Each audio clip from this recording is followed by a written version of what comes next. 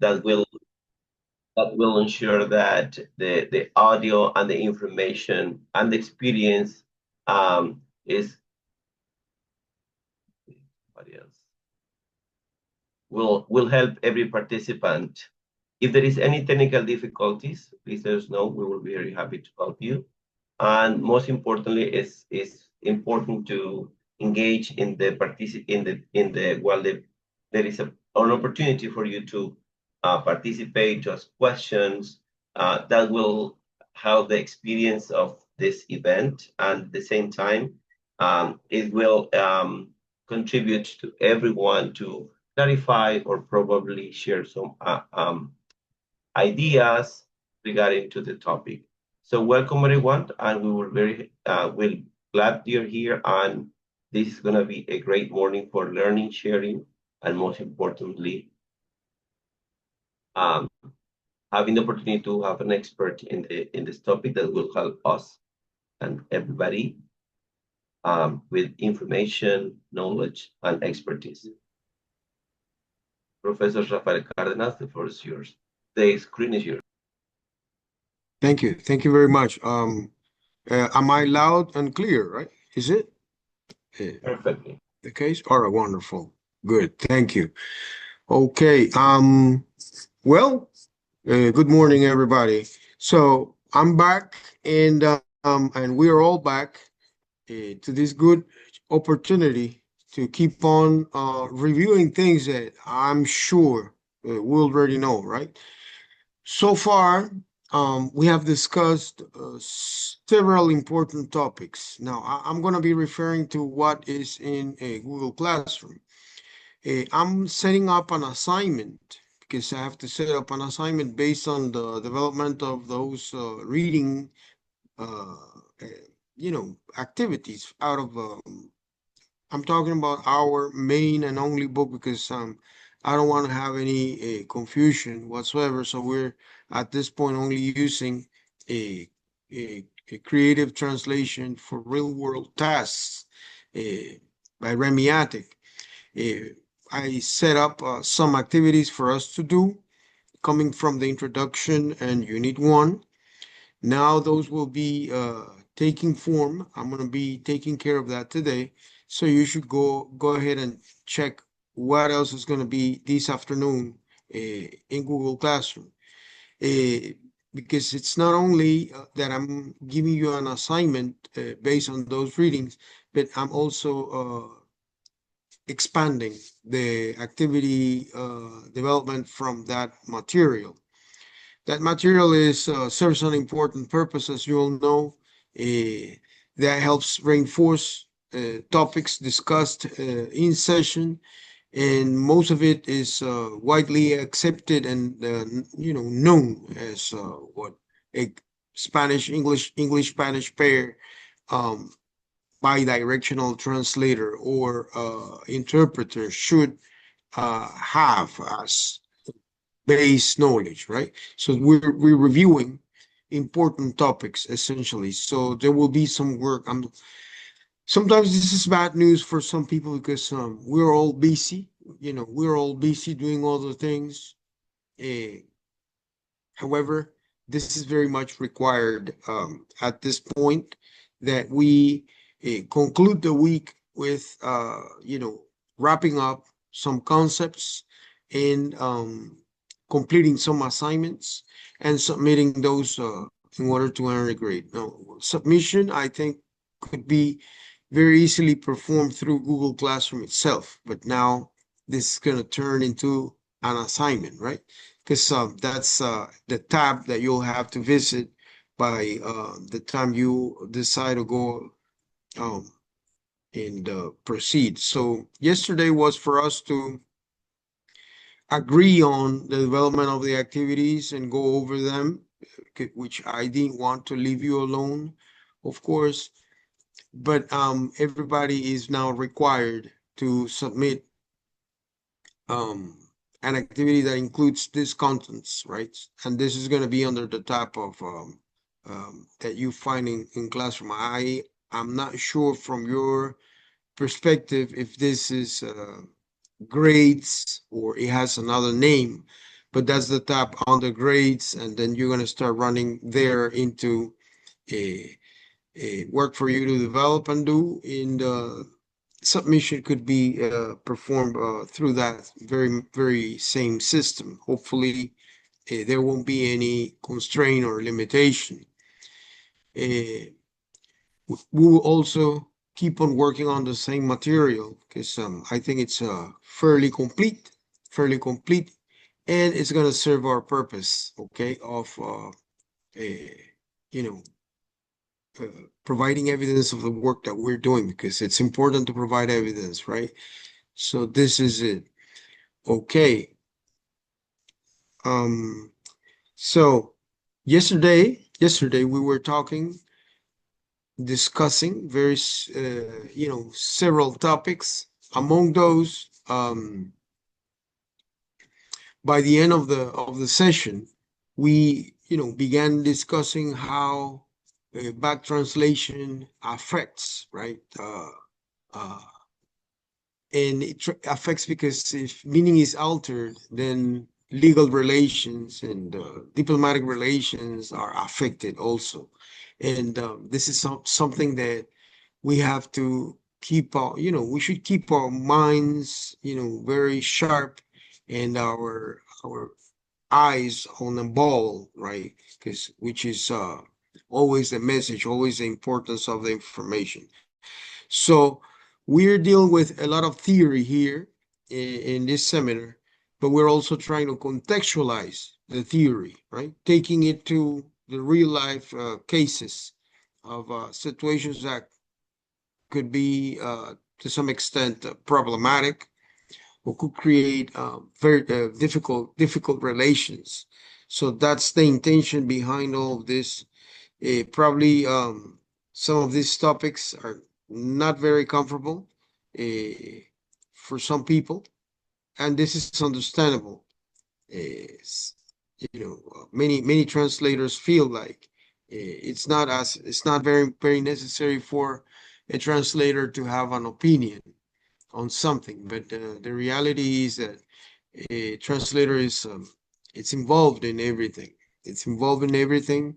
Uh, and should be a relevant element uh, in any discussion, in any commentary, and it's a layer of information.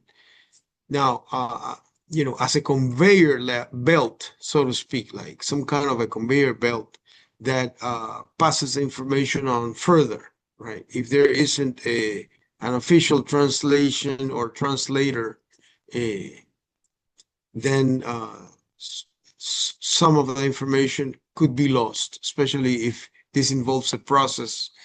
Um, it's a much necessary element, right?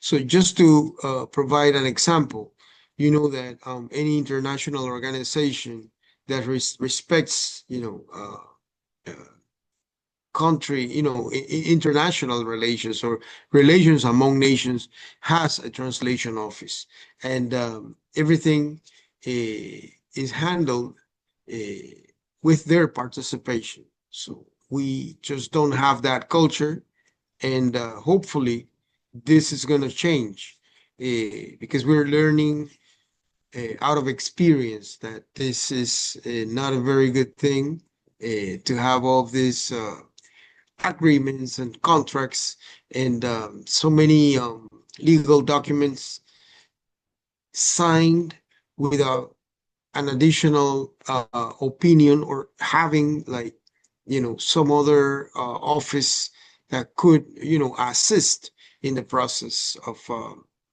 working on this. So we don't have anything that makes translation a necessary element or stage or step or component. Okay. So, okay, this morning, I have to keep on working with theory, right? A little bit more of theory. And this theory is important because this gives us like an idea what it is that we need to really focus our attention on when we're translating. People, generally assume that, a translator is someone who knows two languages and who communicates information from one language to another, and that's it. We know that as a matter of fact, in reality, we do, as translators, much more than that.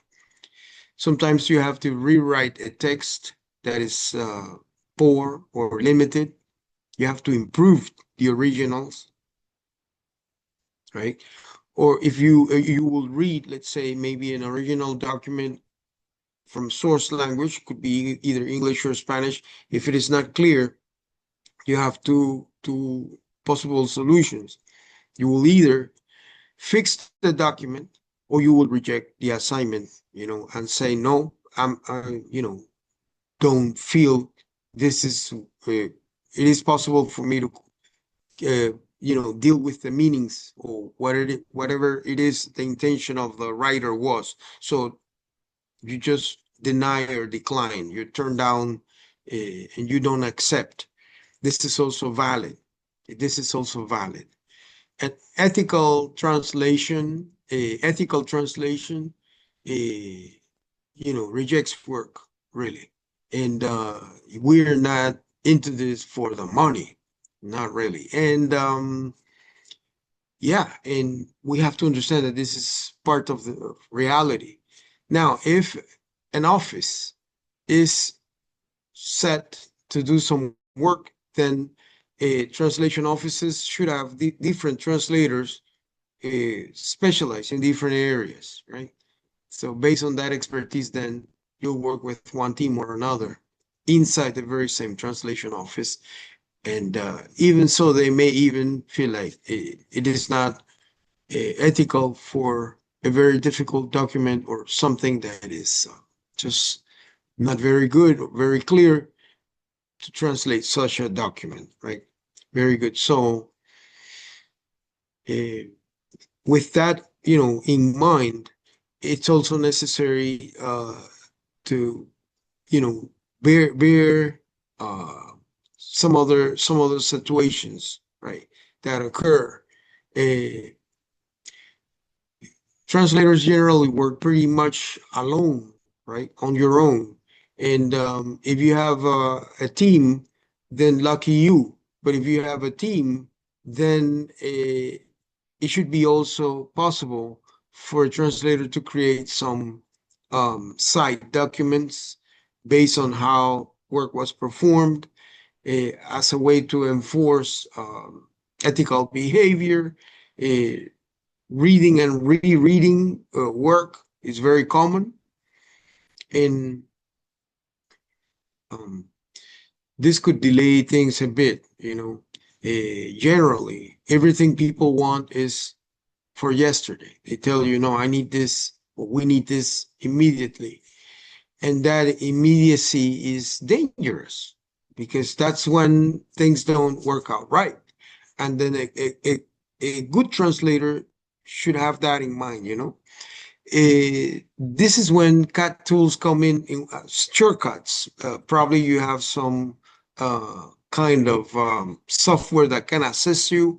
But if you are dealing with something new, then cat tool is useless. Cat tools will generally help you out of work that is routinary, repetitive work that you will have already in your computer that you can just fill in, and then you're going to continue with something else. But if your work is something new, something that you have to craft or create out of from the bottom up, like nothing ever was created in such a way, then it's a problem for us. So it's a good thing to review these important realities, because what we're dealing here with is the real situations. And what I liked about Atik's book is that the title of that material, it relates to this dealing with realities situation that I'm talking about. Okay, real translation or real contexts, right? So this is an important aspect to bear in mind, right? There isn't anything fictional about translation. Um, it could get us in trouble very easily, and that's why a translator should always, beware, of potential consequences of what they're doing, right? So this is necessary. Very good. In the case of the Universidad de Panamá, our university eh, has a master's program in translation. Now, this master's program is the result of the development of a program that could focus mainly on two main areas, commercial and legal translation. Uh, there have been different cohorts that have completed the program, but after the pandemic, most of the instructors and facilitators who were brought in, they have just passed, very sad to say, or they are not involved in the activity anymore. So I guess this is a program that is going to take a while until a new generation of qualified, well-trained and seasoned translators join in order to help out develop that curriculum. Because at graduate level, what is required of a professor is to, be granted or offered a program which is generally synthetic, and then this synthetic program becomes a syllabus, right? Straight into the syllabus. So whoever takes a synthetic program to turn that into a syllabus should be an expert. This is the essential quality or essential requirement from any profession. In order for a person to teach what students need to know, this person needs to be experienced in creating those the syllabi for the courses. It's a challenge, and the coordinator or coordination for graduate programs will not design any syllabus for any instructor or facilitator. This creates a bottleneck, and the program, I think last time we offered that was, by the time of the pandemic around 2020 or 2021, and we've had some delays in the developing the program further. So we're still in the process of recruiting people interested in working, in this program. But the university requires, and by that I mean the vice rectory of, graduate studies, research and graduate studies, they require someone who already has docencia superior and either a master's degree or a PhD in translation or translation studies or conference interpretation or any of these fields. Since we're dealing with an English, Spanish, Spanish, English pair, it has to be someone who has a background in these two languages.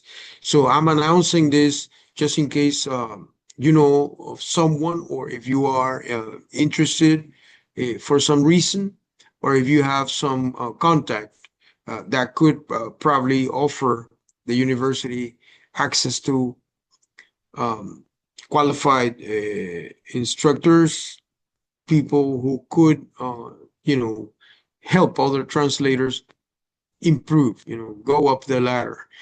Our curriculum is a fairly traditional one. However, there are things that only a seasoned and experienced translator could teach. Okay, so now I'm going to switch now back to our topic. So I think this piece of information, echoes into some other uh, areas or groups, and you just contact either the department or contact me. And well, with that, I'm going to get going with the rest of the material that we need to continue developing. So you should remember that we were talking, I guess, probably on Tuesday about the Toledo School of Translation. Okay, this this example from the Iberian Peninsula is a very good one of how a translation school can be developed or created for the sake of educating the people, and uh, defeating this resistance, this cultural resistance, that we sometimes create, or barriers which are invisible, which people resist to learn about other cultures, and resist about reading, um, from other cultures. In the case of English and Spanish, which is the case that we're dealing with mostly here, uh, especially here in the certificate program, we should state that the fact that we read from the English speaking world literary work is a wonderful thing. This helps uh, our part, which is Hispanic, to understand better the reality and the way of thinking of the Anglo world. Uh, Same as in their case, they're reading works, literary works from Hispanic authors. So all of this contributes to the improvement of relations, and defeating all of these kinds of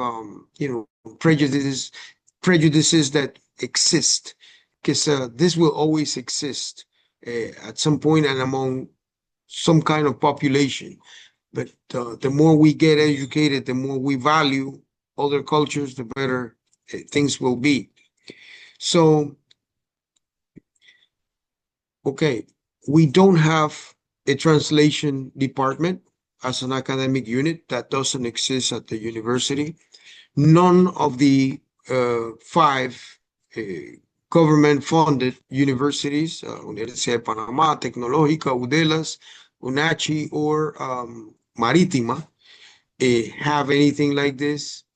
It is indeed very necessary. Uh, all we have is a translation law that states that you need some requirements in order to become a translator. End of the story. We don't have anything else. And the law is pretty incomplete too. I am not going to discuss the law here, but I'm going to be um, submitting that law through Google Classroom for some commentary on your part. I think I'm going to be doing this probably next week. And just in case you read it, or you haven't read it, probably you're going to be looking at it in more detail. So it's an important thing to do, because this is a part of being a translator, understanding that there are laws and some required things from this market. Okay, very good. So to put it this way, so I think it's also a relevant point to ponder on. Very good. So yes, we don't have much really. All we have is uh, an organization which is oriented to gather most of the translators, and that's it. And the projection out of this organization is not very good, or it's not enough. So, and this, for instance, the Universidad de Panama, every time every time the university goes into accreditation discussion that involves CONEAUPA and all the other universities, uh, they start talking about English, right? The role of English in all of this. Uh, and then the university starts, lagging because of this situation with the translation of documents. So there is a struggle that is going on right now, and but something should be offered in order to help the institution, at this one among many others, help them, be reaccredited better. So chances are that the coming administrations in our universities and in all at other levels will end up having a discussion about what to do concerning the translation of documents and so many problems there are, So this is an important topic for discussion. So keep it in your agenda because this is going to be recurring, it's going to come back to us, I'm sure. Okay. So talking about translation being a process or product, it's pretty much as in the case of creative writing. It's both a process and it's both a product, right? Because of quality, the quality of the translation work that people do needs to be standardized, essentially. And classics coming from the ancient world.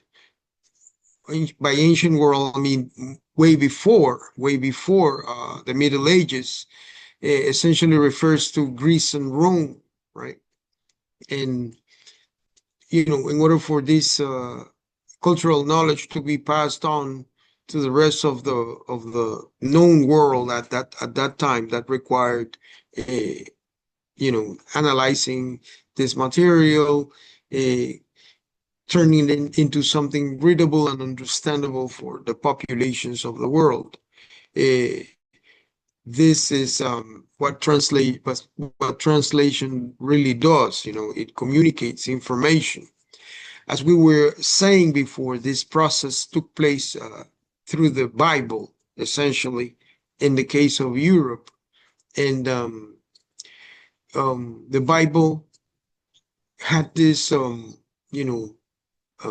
translation element because of the missionary call of the church, and later on, Protestant churches or groups that decided that this was necessary. As you know,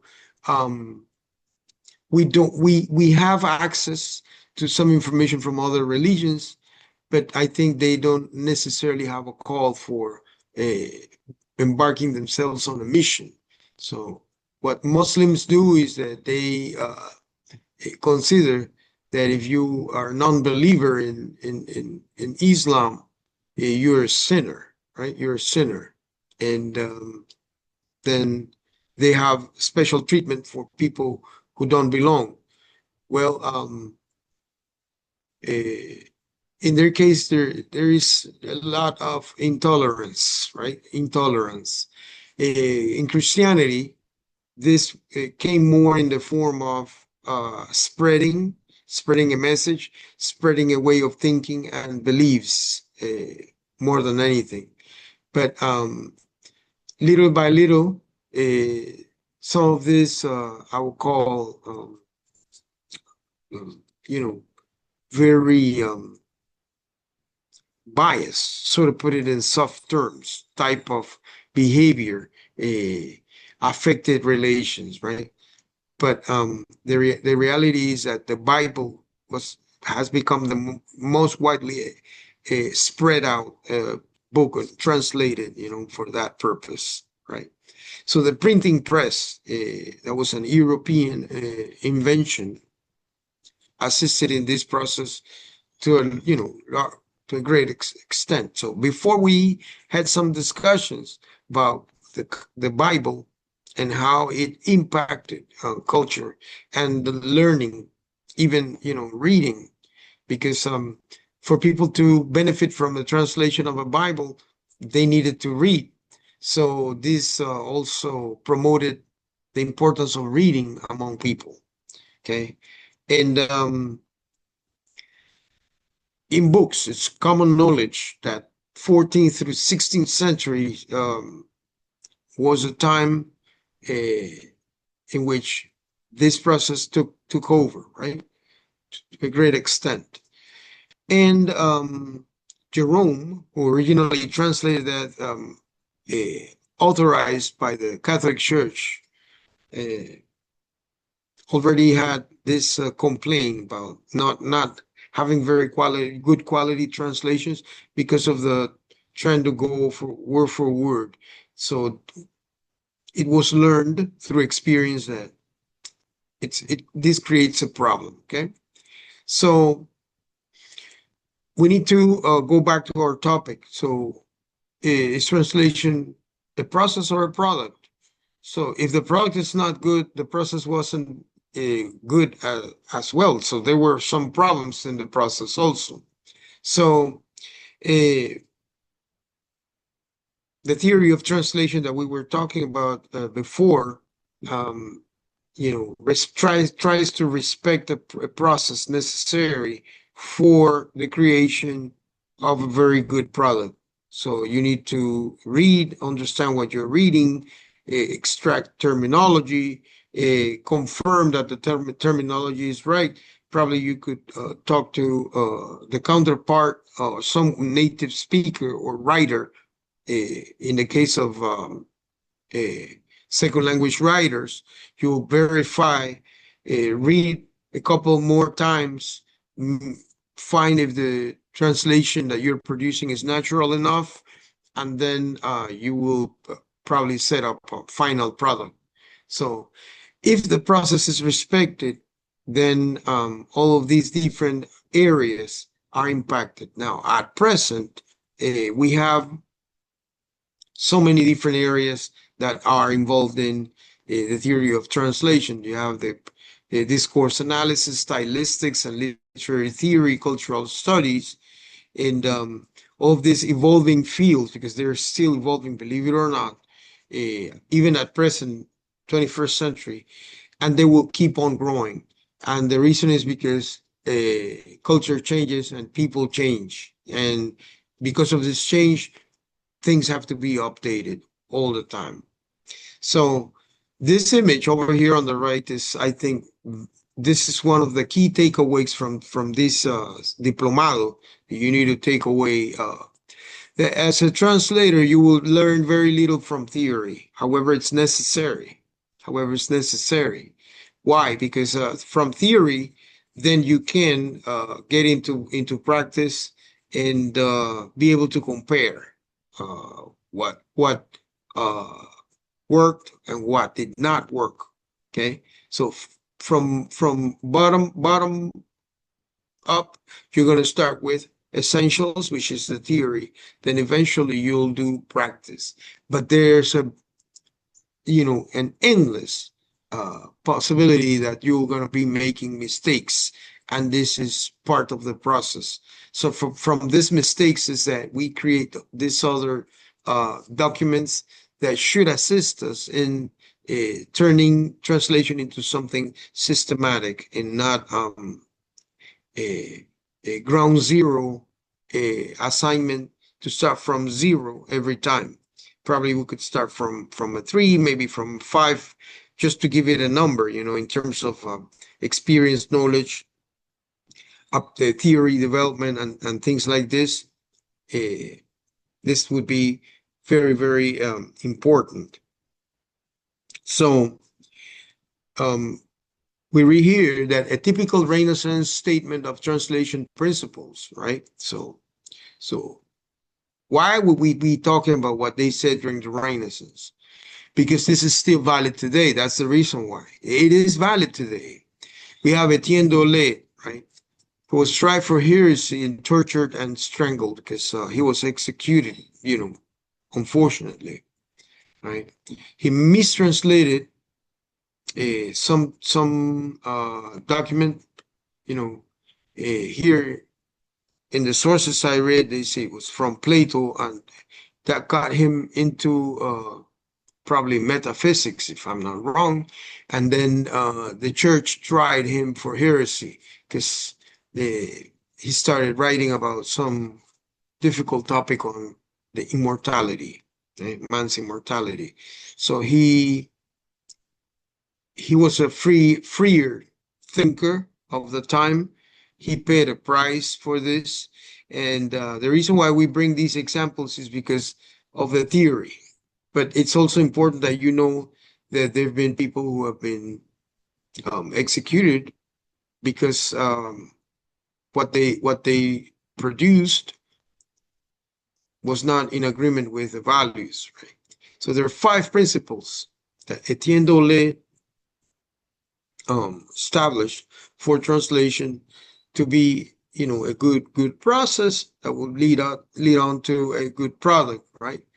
1, a translator must understand perfectly the content and intention of the author he's translating.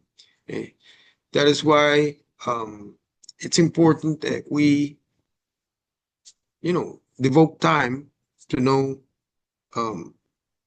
if we could know more about the author, his intentions, and all this. 2, the translator should have perfect knowledge of the language from which he is translating, source language, and an excellent knowledge of the language into which he is translating the target language.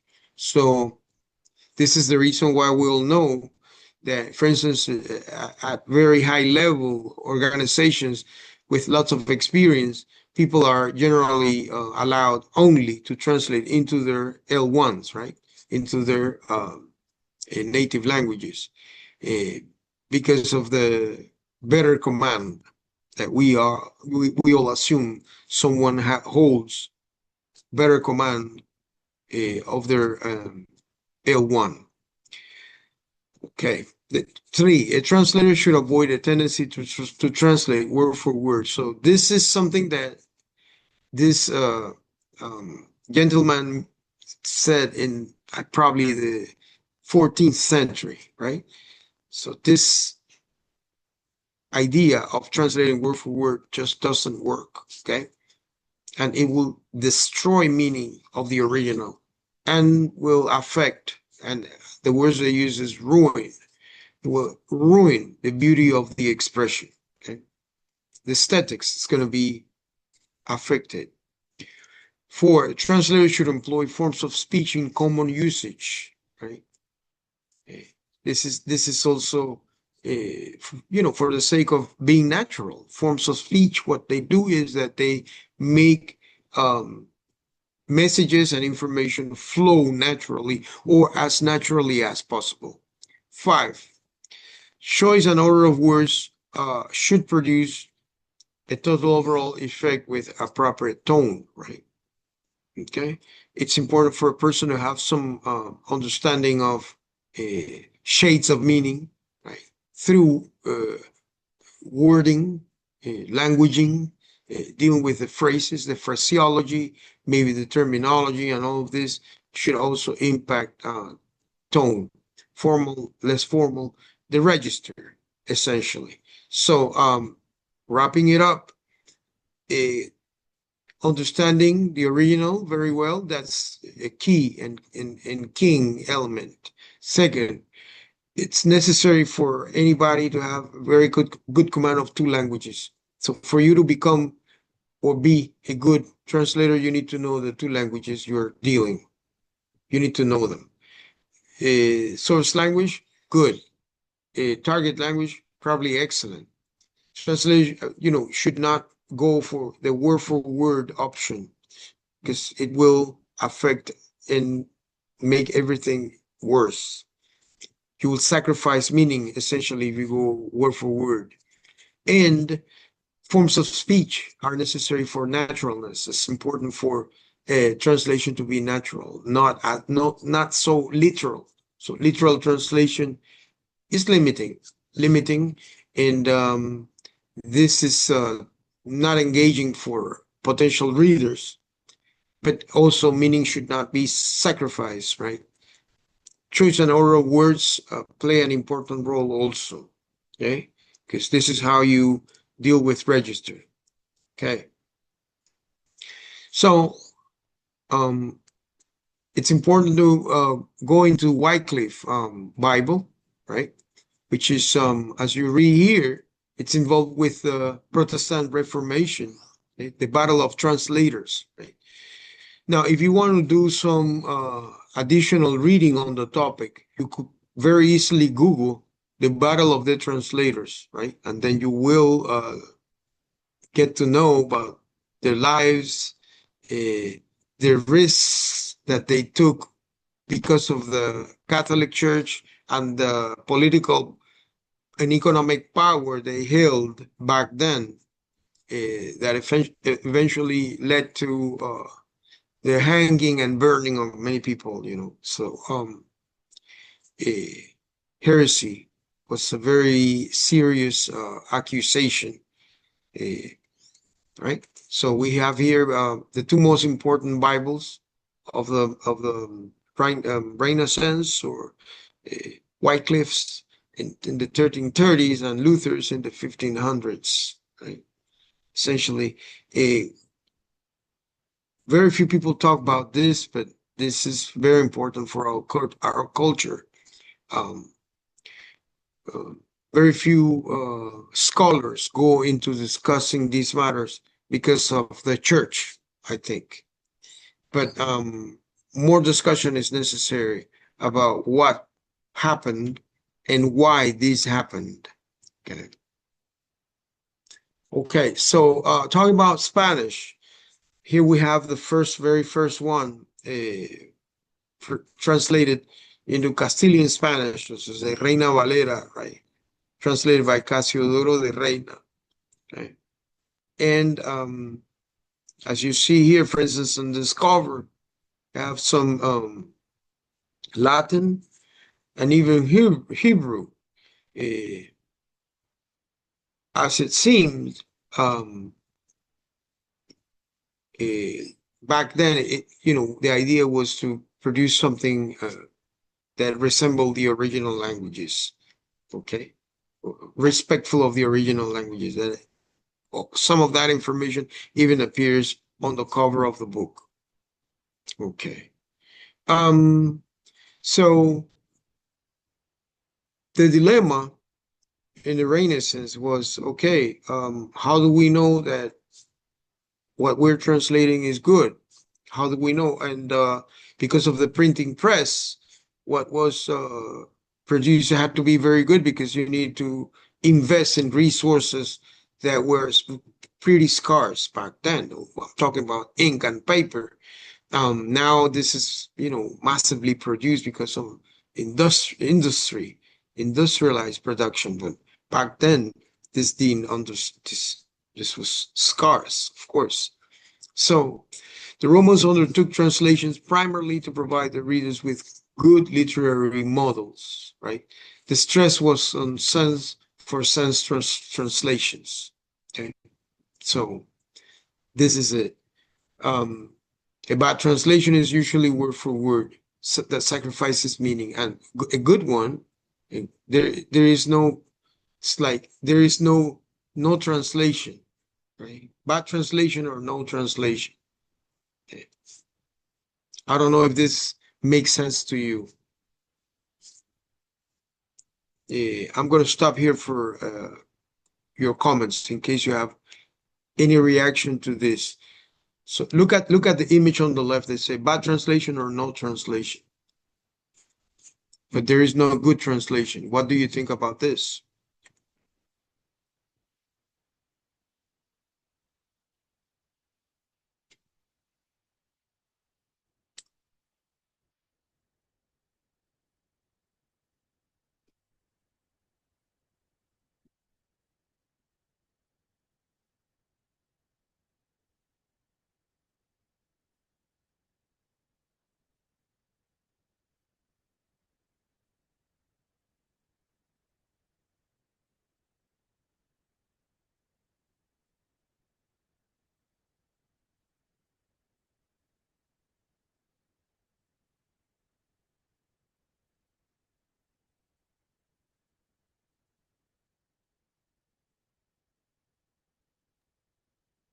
Good morning, everyone. This is Maria Elena. Number one, I would like to say thank you for the Reina Valera explanation. I didn't know that's the reason why it was called Reina Valera. I was wondering why. So there's always room for improvement and for learning. And Based on what we're learning, for example, I'm learning here, is that there's no perfect translation. It's not good. I think it's more accurate. I think we have to make sure that there's accuracy when we are translating, I think. Because I think everyone will have a way or a different style, I think. And that's what makes it more accurate than others. I mean, that's what I'm that that's that's what I'm learning. I don't know what any other ideas, but I think accuracy is kind of the main idea. Yeah, just like in any, undertaking, there are required elements. And well, if these required elements are not present, then we have no translation. That's based on these principles that Etienne Dole wrote about back then, like several hundreds of years ago. This was already in place. So this is not something that we are discussing now, and we discovered this. This was discovered a long time ago. Most of the translations will be no translation if they don't fulfill all the requirements, and they'll be bad because the message is going to be distorted. It's going to be something else. So I think essentially this refers to ethics, right? So very quickly, a little bit more of theory concerning process and product. The translation process in the translator's mind is this. So comprehension, switching, and expression. Okay, this is what most of the theory have dealt with. Okay? That there is this black box switching mechanism. This one has to be, ascribed to some steps, that should be followed in order for the final ending product, which is the expression or text that we could like explain how we went on and produce some good quality work at the end. So that is describing this is the importance of the theory of translation. So it's not a mystery anymore, not a black box anymore. Okay. So there are three lessons here from this black box models, like a mystery, right? So the success of an effective input function depends on comprehension of the source language, right? This is the most important thing. So understanding is more important than the words, right? Okay. It's important to understand the culture, the context, the situation, embedded everything that is happening surrounding that text or that event or the writing or the drafting of some document. We need to get as much information as we can. This is so important, essential. Some people say, well, why should a good translator know so much? Because you need to understand the context and the culture. Look at the example we were talking about yesterday, 320 discrepancies in the treaty. Okay. I know this is something that is a Panamanian topic. It's a local topic, but we don't learn the lesson. We just don't learn the lesson. Okay, because if you had a team of translators or interpreters assisting the process, then some other story would have occurred, right? So the success of an effective output expression function lies in being able to write well in the target language. Okay. So someone who aspires to be a good translator should have very good writing skills. Okay. And that means that you should also be able to write in your L1 very well. Okay. it needs to be more than understandable. That's the essential takeaway here. Be natural, idiomatic, and free-flowing. So a good translator is a very good second language writer. It's a very good second language writer. Okay. And it's important, and this is something that I think comes out of experience more than anything, and from errors, right? Because that takes us back to that image in which translators learn more from making mistakes than from anything else. Is that it's a good idea always to translate into a native language, right?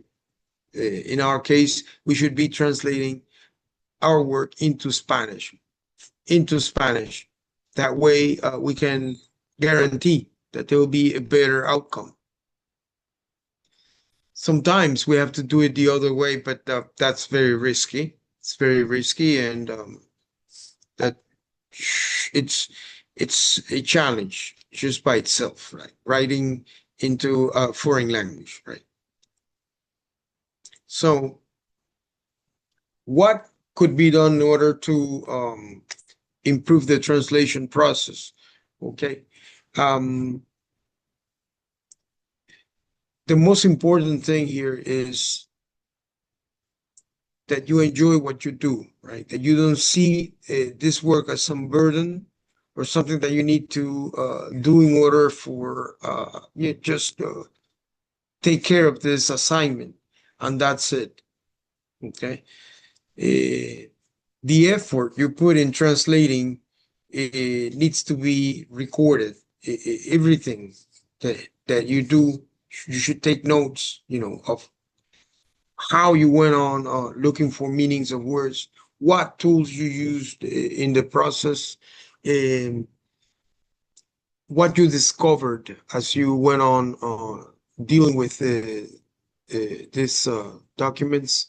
It's a job. It's a job, and it's more than that. It's a career, and it's also an academic endeavor, something that requires commitment, and that's why a good translation should be accompanied by a report of what happened during the translation process. It's like following the process and paying attention to what it was like. Right? Very important. So this is another dilemma that comes from thinking about the process and the product of translation. So is it science or art? Okay. Many people claim it's both things. Both things. It's a science because you need to fulfill some requirements and you need to follow procedure. But it's also an art form, as when you communicate the information in a new text, then you need to craft it in a way that shows your prowess, your ability, your creativity, and this is more art than anything. So there are also some recommendations about how to produce very good quality translation or material. There are 12 from Theodore Savory, right? From a book named The Art of Translation. This gentleman was if you ask me, I think he was a genius. And he was in science, or he comes from the scientific background, right? This production of material in science, you will discover that he was a prolific writer in science. He explained how he went on about translating documents. Very interesting. If you could get The Art of Translation by Savory on your own, that'll be very good. So here are some additional recommendations, but now from a much more modern or recent period, right? Because I think he lived during the 20th century. around the time of mid-century. So words versus ideas. A translation must give the words of the original, okay? A translation must give the ideas of the original, okay? If you don't preserve words and ideas, you have something missing. Impression upon reading, and a translation should read like the original work, and should read like a translation as well. So you need to make sure it's, it sticks as much as to the original without losing meaning, right? Style. Translation should reflect the style of the original and possess the style of the translator. Translation should read as contemporary of the original and should read as a contemporary of the translator. Okay? Omissions and additions. You may add or omit. You may never add or omit from the original. Okay. Okay.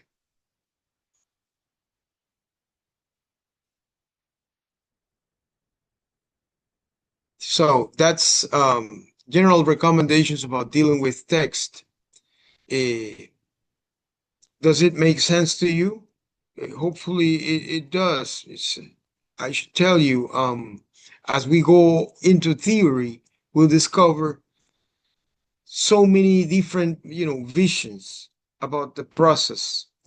But the bottom line issues are naturalness, meaning preservation, and being respectful of the author, the original intention of any text. Then translation as a science, of course, has become highly technified. You can see here all the different new and growing and expanding branches of translation. Now to the point that the process is thought to be something that the computer is going to do. But well, there must always be some human element in all of this. Okay, it's very important because all of these different branches stemming out from translation technology and translation technology competence, they're all human at some level, and there is no way we could say that we're going to have humans removed from everything. This information is always necessary. Okay, so there are different things, that we need to bear in mind here.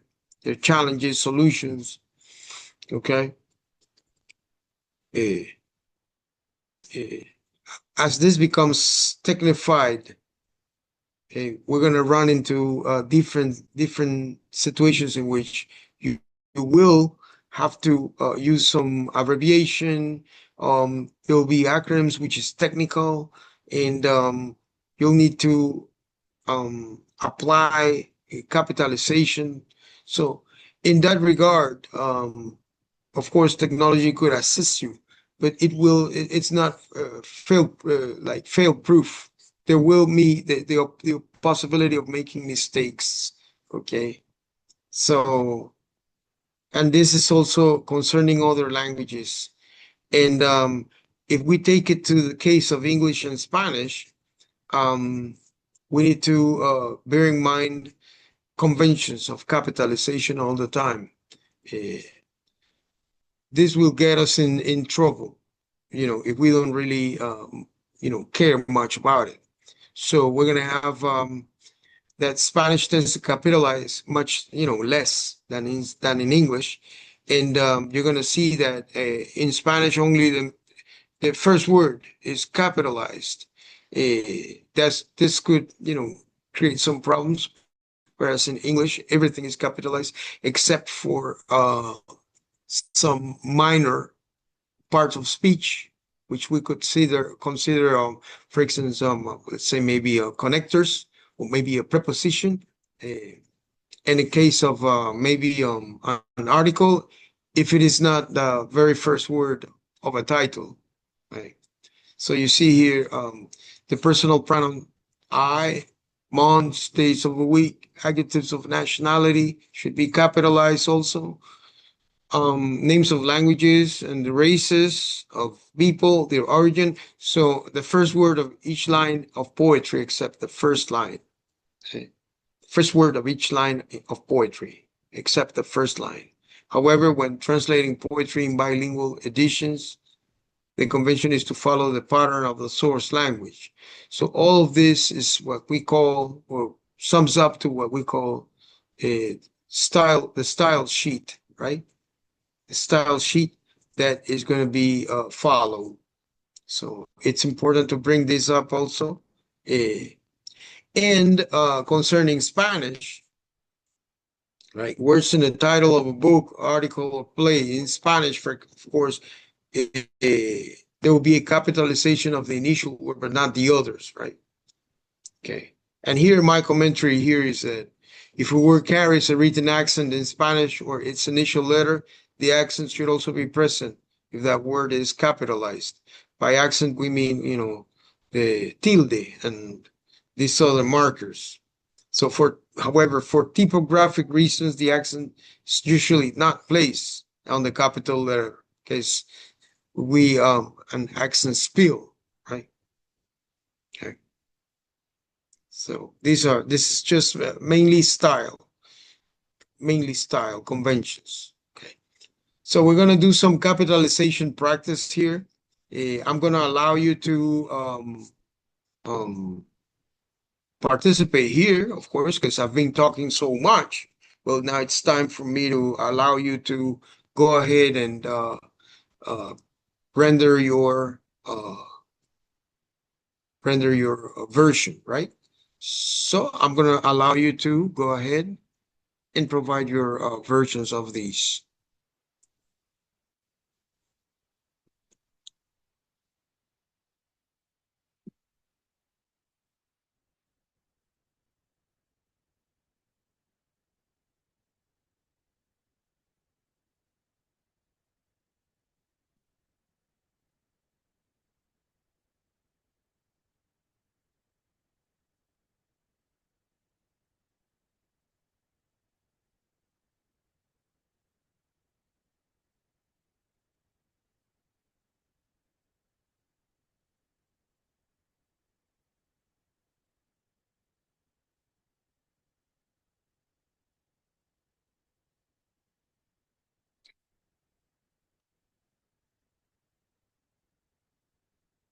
Hello, good morning. Do you want us Morning. to start participating right now or just giving us some? Well, as soon as you're ready, but the idea is that you, I don't know if you want to solve a couple of these and provide your commentary about what you consider should be, because we're going to be rewriting a Spanish translation for the sentences. And in that version, that the text that you need to, well, sentence, in this case, sentences, you should tell the audience why capitalization should be there or not, according to what you know concerning um, uh, capitalization in Spanish.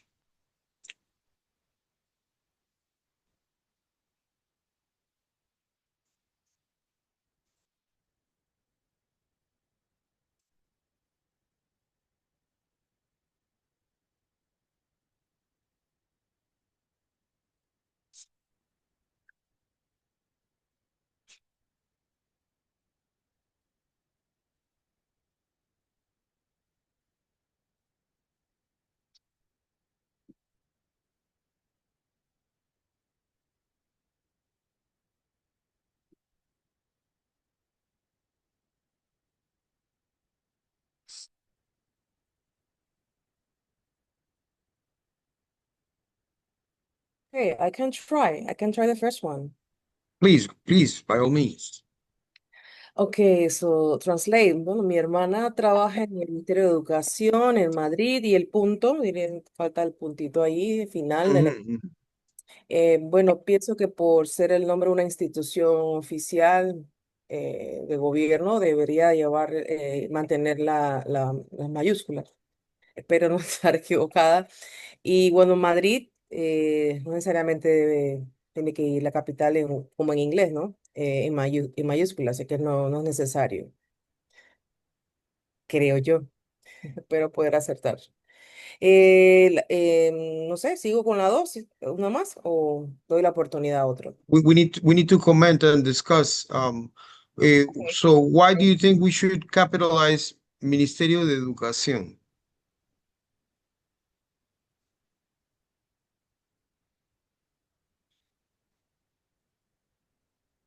Why should that remain capitalized? Well, I That's think that my maybe question. because of the name of an official institution. Mhm. Mhm. But remember that we have that same institution in different countries. So would that be a name, a proper name or not? What do you think? Or if there is somebody else with a different opinion, we'd like to listen to that opinion also. I think we're all in agreement that Madrid remains capitalized. But do you agree that Ministry of Education should be capitalized? And if you agree with that, could you please tell us why that is?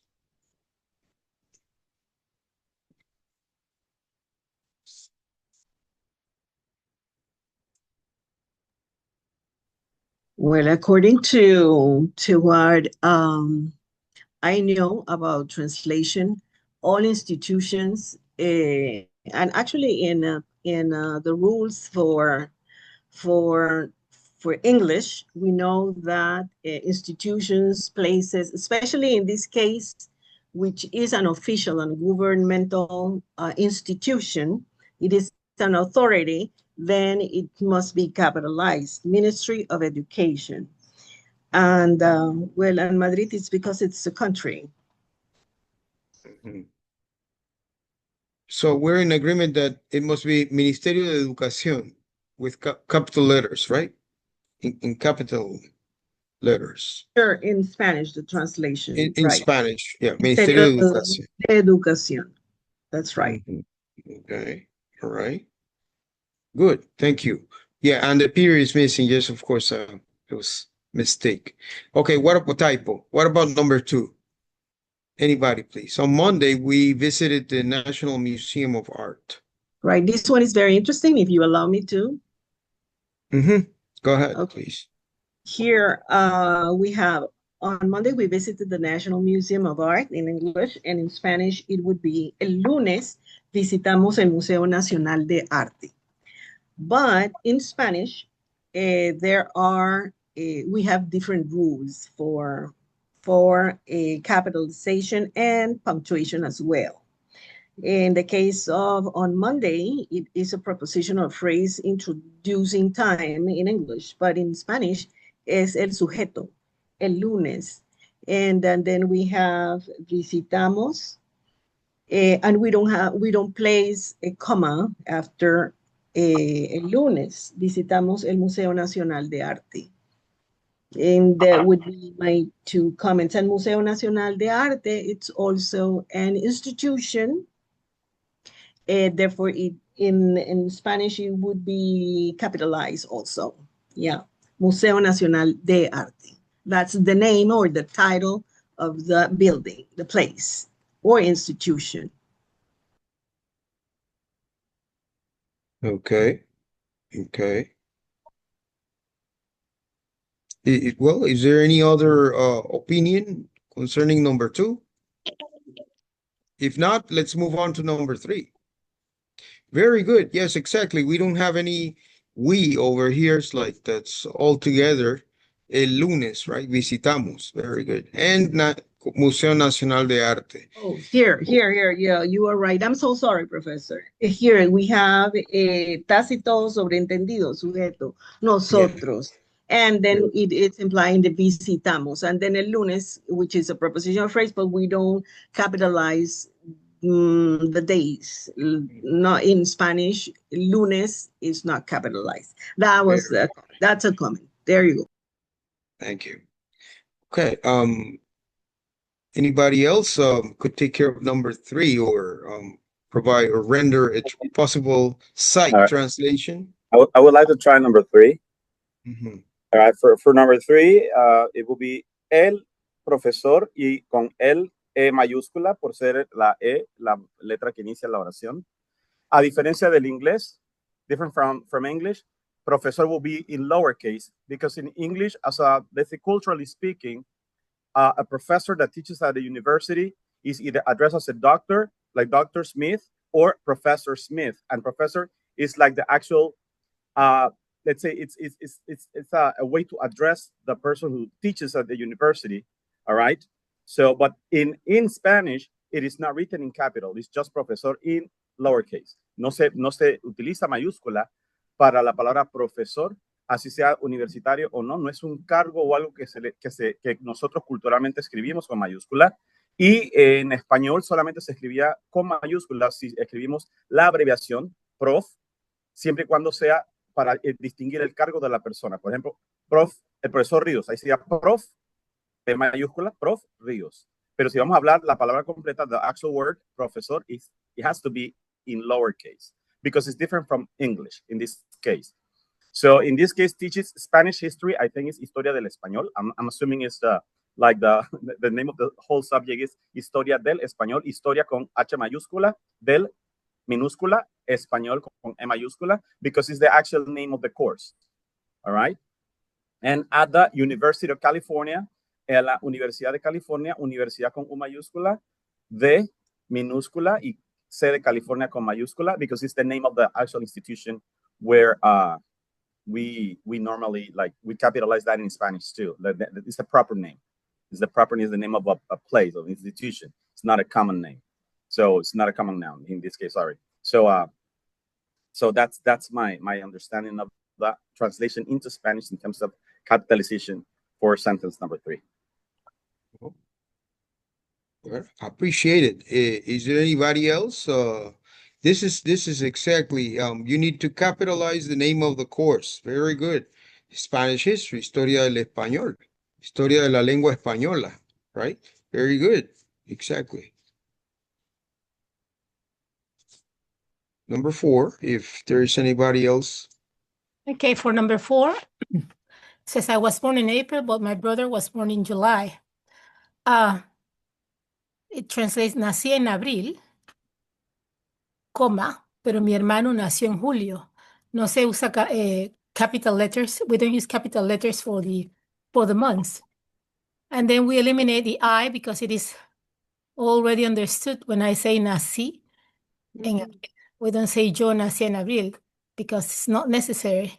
So nací en abril, comma, and before that preposition we use, before pero we use that comma. Pero mi hermano nació en julio. Julio tampoco, ni abril ni julio you don't capitalize those months. So that's Thank you. Thank you very much. Thank you very much. Exactly. And nací with a tilde and nació with a tilde as well, right? At the end. So this is great. Thank you very much. What about number 5, please?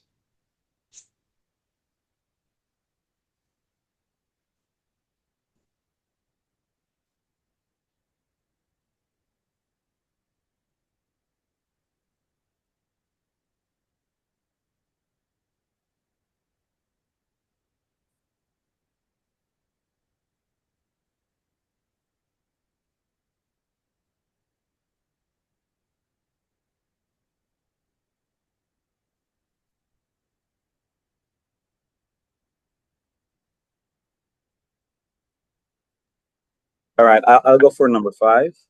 Thank you. This is the French writer won an important prize in Spain. So it will be el escritor francés, en este caso, él lleva E mayúscula por iniciar la oración. El escritor francés en este caso va en minúscula porque las nacionalidades en español van en minúscula. El escritor francés ganó un galardón importante en España, y España pues con E mayúscula porque es el nombre de un país. Thank you.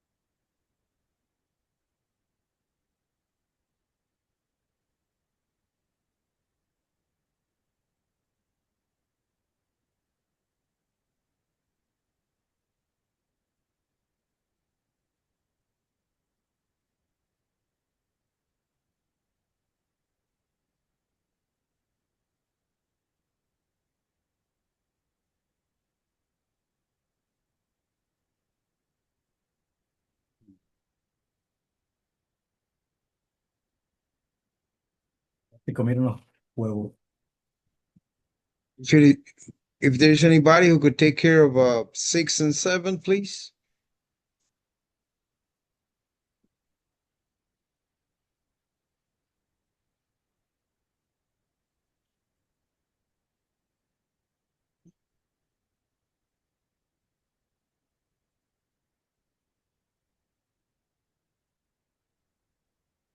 Hello. Yeah, I would like to try number 6.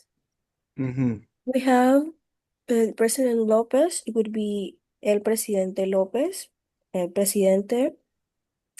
It would be without capitalization.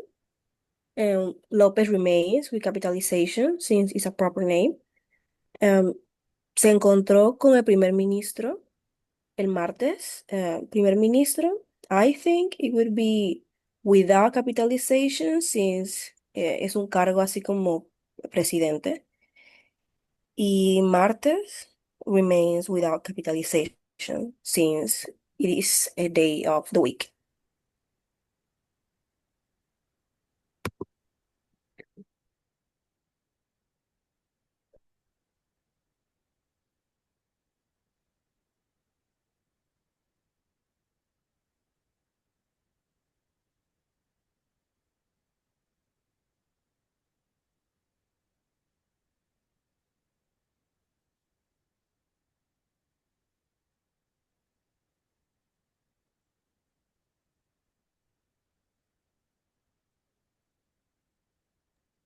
I'll take number 7. We studied Thank the you. Second World War in our history class. What I have is estudiamos la Segunda Guerra Mundial en nuestra clase de historia. Estudiamos because when we conjugate in Spanish the expression we studied, we don't use the we. The verb on the conjugation implies the person that we're using. La Segunda Guerra Mundial, it's a historical event, so I put it in capital, Segunda Guerra Mundial, all in caps, and then in our history class, I put en nuestra clase de historia. That historia is not capitalized because that's not the way we do it in Spanish. History is not capitalized. It's not capitalized. Okay. Right. It's not capitalized in Spanish. Interesting. Very good.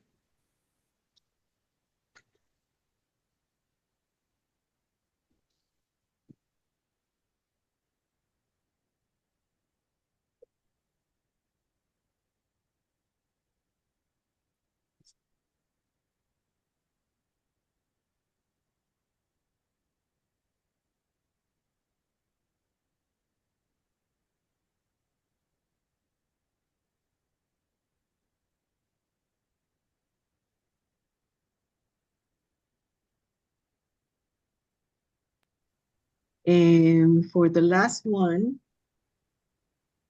we have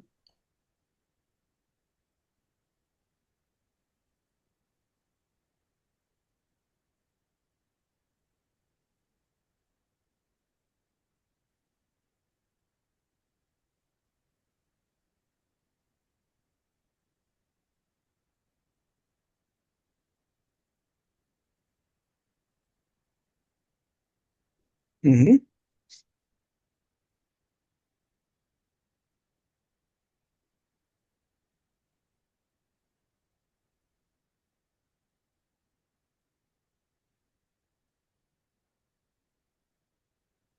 you going to use to do the last one?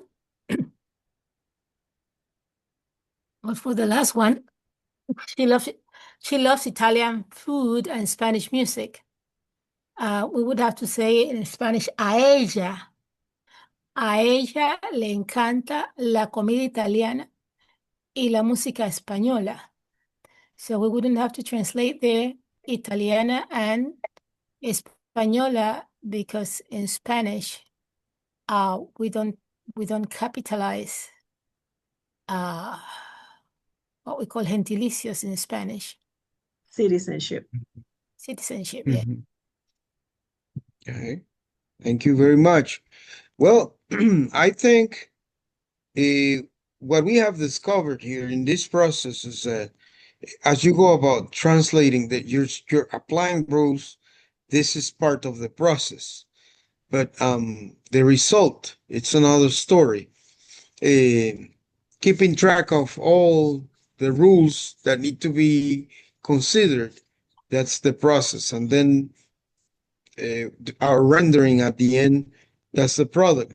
It's a challenge because you'll need to go and check at least some reference in order to make sure you know what's going on, how things are, how they differ from one language to another. So, yes, could we have a computer take care of this for us? Yes, to some extent. But at the end, you need to revise anyway. You need to revise because there could be mistakes and that not to my knowledge that there is a software that will tell you exactly how things should go in terms of rules. There's no fast and easy solution here. You need to undergo the process of checking, right? Verifying. Comment about the last one. It could have been translated "Le gusta la comida italiana," but then the subject wouldn't have been included because it doesn't say if it is a she or a he. So in this case, we have to say a ella. So you see, and it's very easy to make mistakes. And as it seems, mistakes are like a big, a very big issue. But that's part of human nature, making mistakes. So revising, it's very hard work because you need to revise several times. So this is what I'm trying to stress here, is that if we analyze the theory behind all of this, not even an excellent writer would be safe. You'll do your grammar check and all that for a document, and even after the grammar check, you're gonna or spell check, you're gonna have issues that you need to go into because of rules in Spanish, because of specific cases of institutions that should be capitalized, or nationalities that shouldn't be, and so forth. So it's work. It's hard work for whoever is in charge of doing all of this. So this takes us back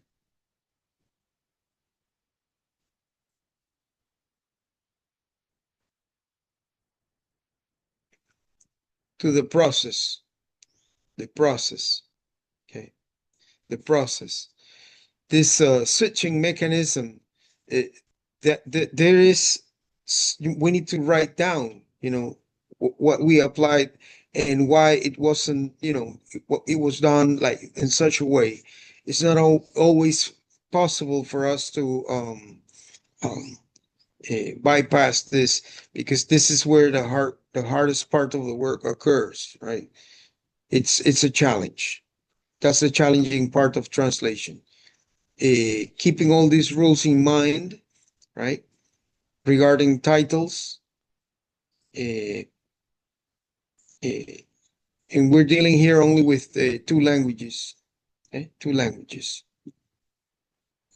Okay, I have another one, but before we go into this, I was wondering if I could request the break to be a little bit earlier.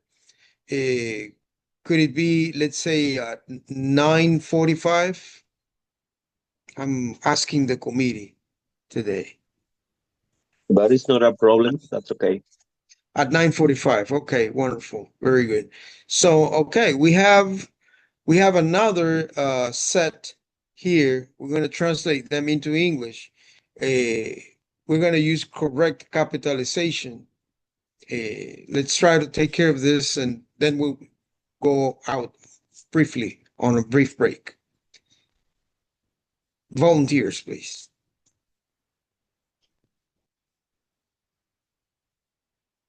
Okay, well, I'll go again. Number one.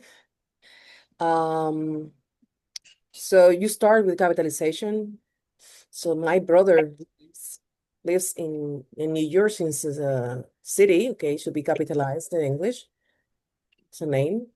And since September, since it's a month, it also is capitalized.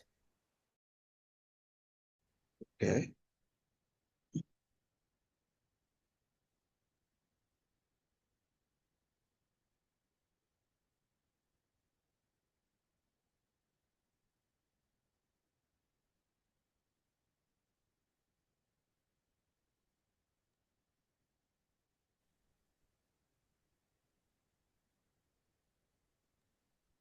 For number 2, I would say on Tuesday, we studied American history at the University of Texas. So it will be on Tuesday with capital O, on Tuesday, obviously with capital T. And then we studied American history, American with capital A, and history with capital H because of the title of the course. And then at the University of Texas with capital U for university and capital T for Texas. Yep.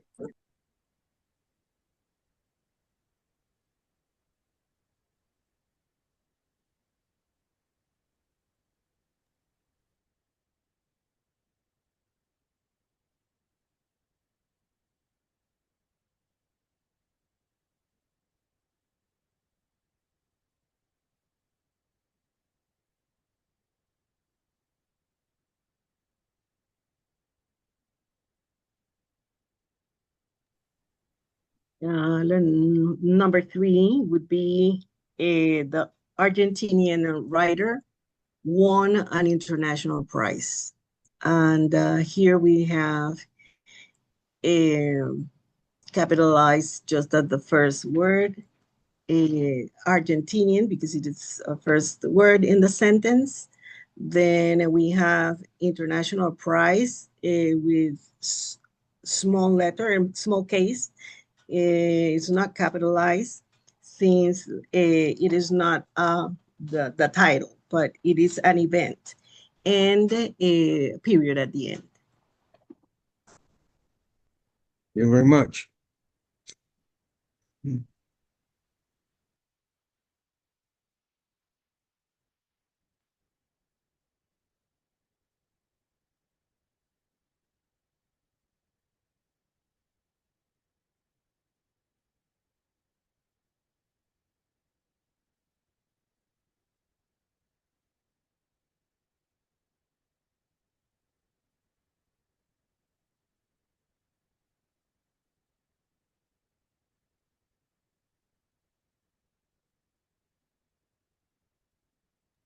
Number 4, it would be we would gather with the President Garcia in capitalized.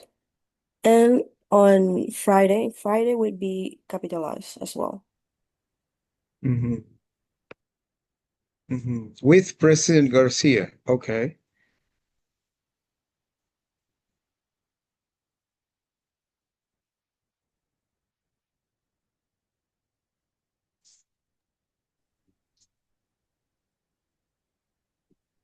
Number 5.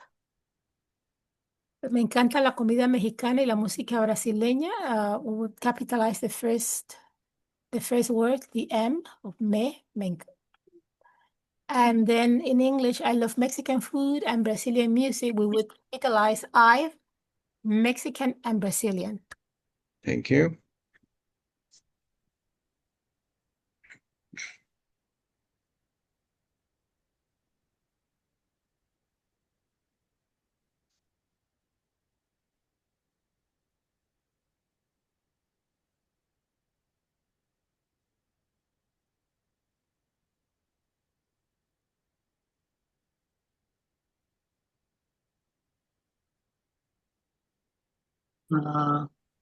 Take number 6.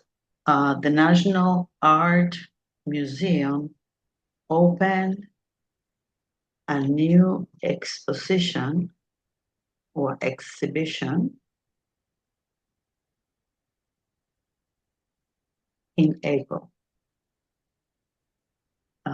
I would say the national art, the is capitalized. National is capitalized. Art museum, because it's the title of of just an institution, or National Art Museum. It's the title of a place. Opened, abrió. Open is the past tense. Una nueva exposición, a new, I would say exposition or exhibition, which it would be equivalent, I think more properly used. That's the way I see it. In April. April will capitalize as is the month of the year. Very good. Thank you. Thanks. Number 7, can I? Please, by all means, go ahead. La profesora Martínez enseña inglés en una escuela pública. Professor Martinez teaches English at a public school.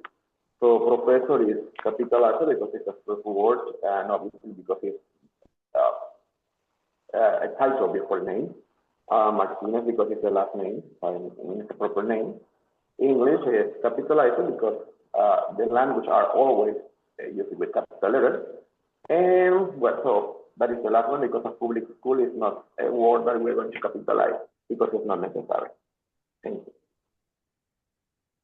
Right, good. Next, please. Well, the last one, leímos sobre la Segunda Guerra Mundial en historia. That would be, we read about the Second World War in history class. And then we, subject, capitalized, and then we have Second World War, major events in English to be capitalized as well. History class is not capitalized, period, and that is. To you, would that be World War II or Second World War? Would be World War II. Okay. All right. World War II, you mean? We have, right, it would be, yeah, Second World War. Okay. Well, not that I disagree, but I've seen more common World War II anyway. But well, that's something to, to be discussed. Right, exactly. I would say orally we can say two, but actually those are Roman numbers, and Roman numbers are they are first, second, and they classify or categorize. Therefore, they should be read that way, second. So, well, let's go on a break. I leave the screen now to Professor Alvarez. Thank you.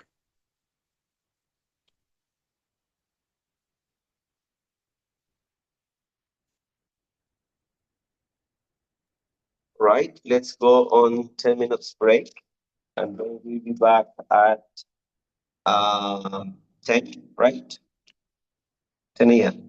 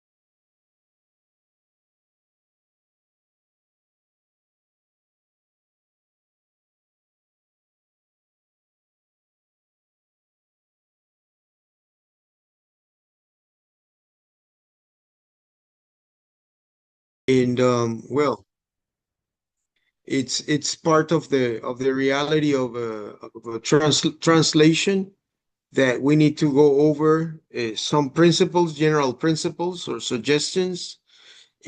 Of course, I think they all make, sense, but there are other ideas of a process in order for translation to be successful. Suggestions will always be there, and this is not something that we could overlook or simply, ignore. It's the process, right? It's our process. Very good. So concerning Spanish, another big area aside from capitalization is the use of abbreviations and acronyms. That's part of the process of translating also. Okay.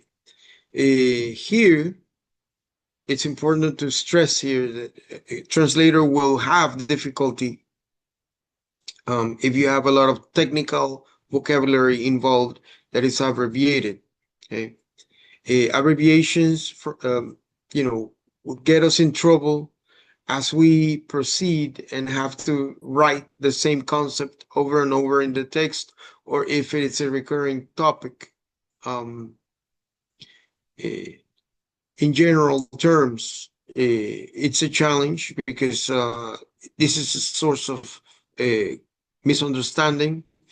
If there's an abbreviation that is, I don't know, rewritten some other way, eventually in the text, because the person is going to be reading about one thing and remember another, and this creates some discrepancy. Okay, so we have the Spanish TM, for example, toneladas métricas. It could also we have a counterpart in English, which is tons per minute. Okay? So leaving it as TM would definitely create, in technical translation, a potential misunderstanding. Another important case is CBI, right? So Caribbean Basin Initiative, that doesn't even exist anymore, but this also means in Spanish, conflicto de baja intensidad, and it's a widely accepted abbreviation of a commonly used term from a technical field. So you see, this is where to refer to guerrilla, insurgency, low intensity conflict. So just to bring in two examples that belong to technical translation, it's important to make sure that you don't find any ambiguity in the use of abbreviations and acronyms. It's an important aspect to bring to mind. All the cases, for example, look here. For instance, you have Washington, D.C. So you have also DF, or Federal District, FDA, as in Juan Ramírez, firmado, right? Signed. In some cases, it's possible to abbreviate. In others, it is not in the target language. It has to come out completely. We can leave Washington, D.C. As it is in English, it's Distrito de Columbia. We cannot leave the F in the case of Buenos Aires. It has to come out as a federal district in order to provide the complete account, of the information from the source. And then you see here that you may have a FDO for firmado. That's a signed. It has to come out as signed. There is no way we could abbreviate signed, right? So we have other cases of instances in which missing a period, right? You see, this is something that I have tripped over personally. In English, sometimes the period is not necessary, and by default, Microsoft Word, if you have set it up in English, it's going to delete any period after an abbreviation. So you'll have to go ahead and check and run the checking in the two languages, in the two versions, and be mindful that sometimes you set this system and it's going to be doing it automatically. It takes, concentration. So, and the problem with translation is that everything should be in a hurry. Everything's for yesterday.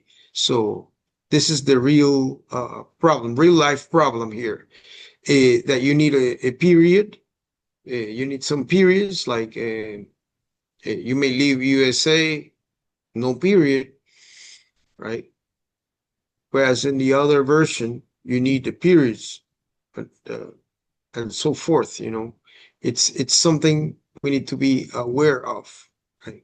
When you have a double letter form, period comes after the second letter, not after each letter, and this creates a problem. You can see it here.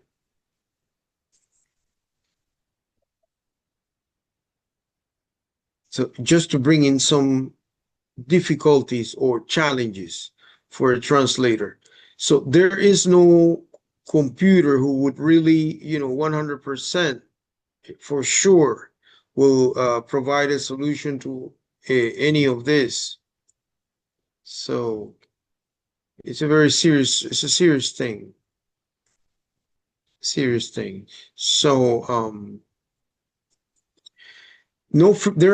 the reason behind this troublesome area is that there are no firm rules in translating acronyms. See, there are no firm rules.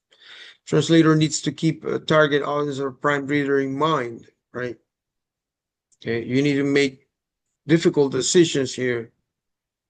Okay, you see, la CIA lo negó. Okay, the Central Intelligence Agency denied it.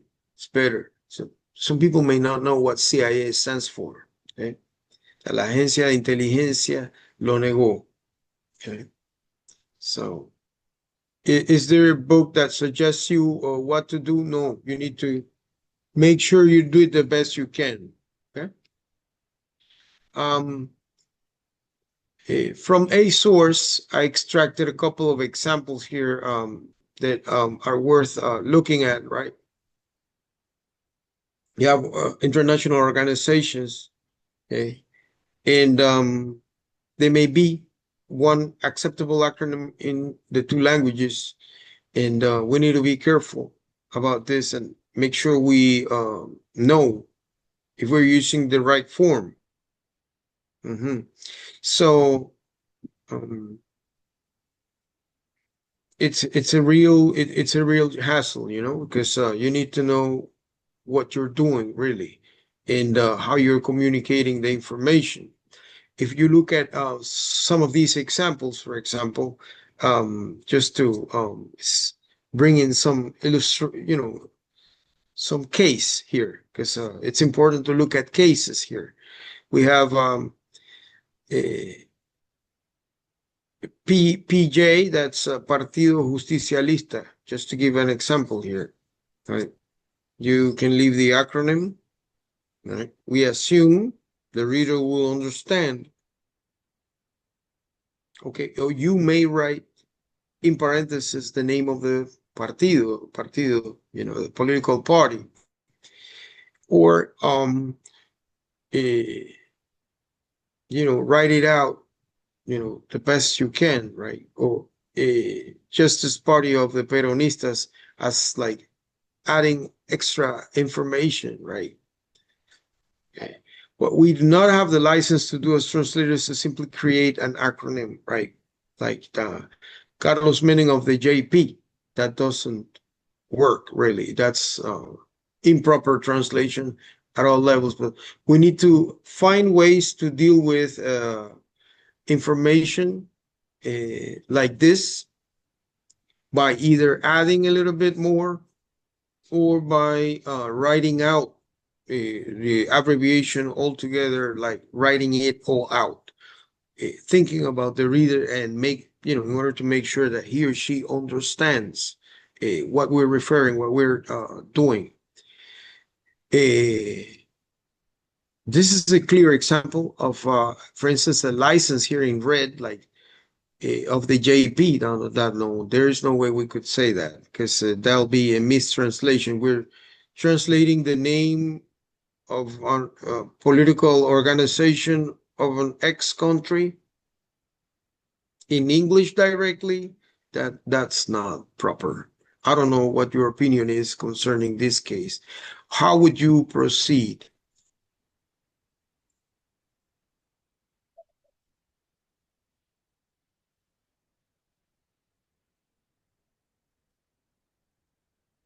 How would you proceed given this case?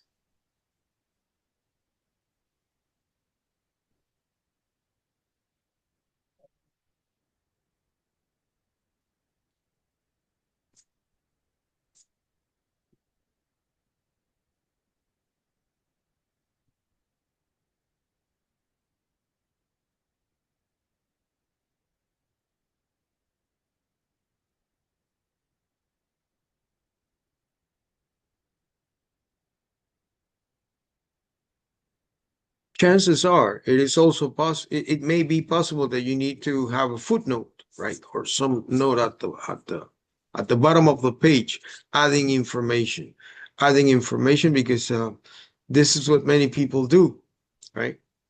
And well, so what do we know about abbreviations and acronyms? Spanish acronyms have no written plurals, okay? We don't have any plural form. They do not have that, and use no periods, right? Okay. The gender is derived from the full written form. Okay. La cia, that's a feminine because it's because of its ending, right? Ends in a. El SIDA, okay, in this case, is masculine because it's el síndrome, right? You see, and regardless of the fact that it ends in an A, then the beginning, okay, of the actual name for the condition, health condition, then makes the whole thing change, and this is kind of tricky. You see, el FBI, that's masculine, okay, because the full written form is el Buró de Investigación Federal. Okay. And here, what we should try to apply is common sense. So should we abbreviate? I don't know. I think we shouldn't, but we will do it because of time, because it's of convenience also. Okay. But this could create misunderstanding. This could very easily lead to mistakes. And if we don't analyze this specific cases, just as in the prior case in which you're dealing with parts of speech or rules such as capitalization, you have to have an idea of what to do. Okay. I'd like to stop here briefly and ask you if you have any experience translating abbreviations or maybe acronyms. If you've ever seen anything like this.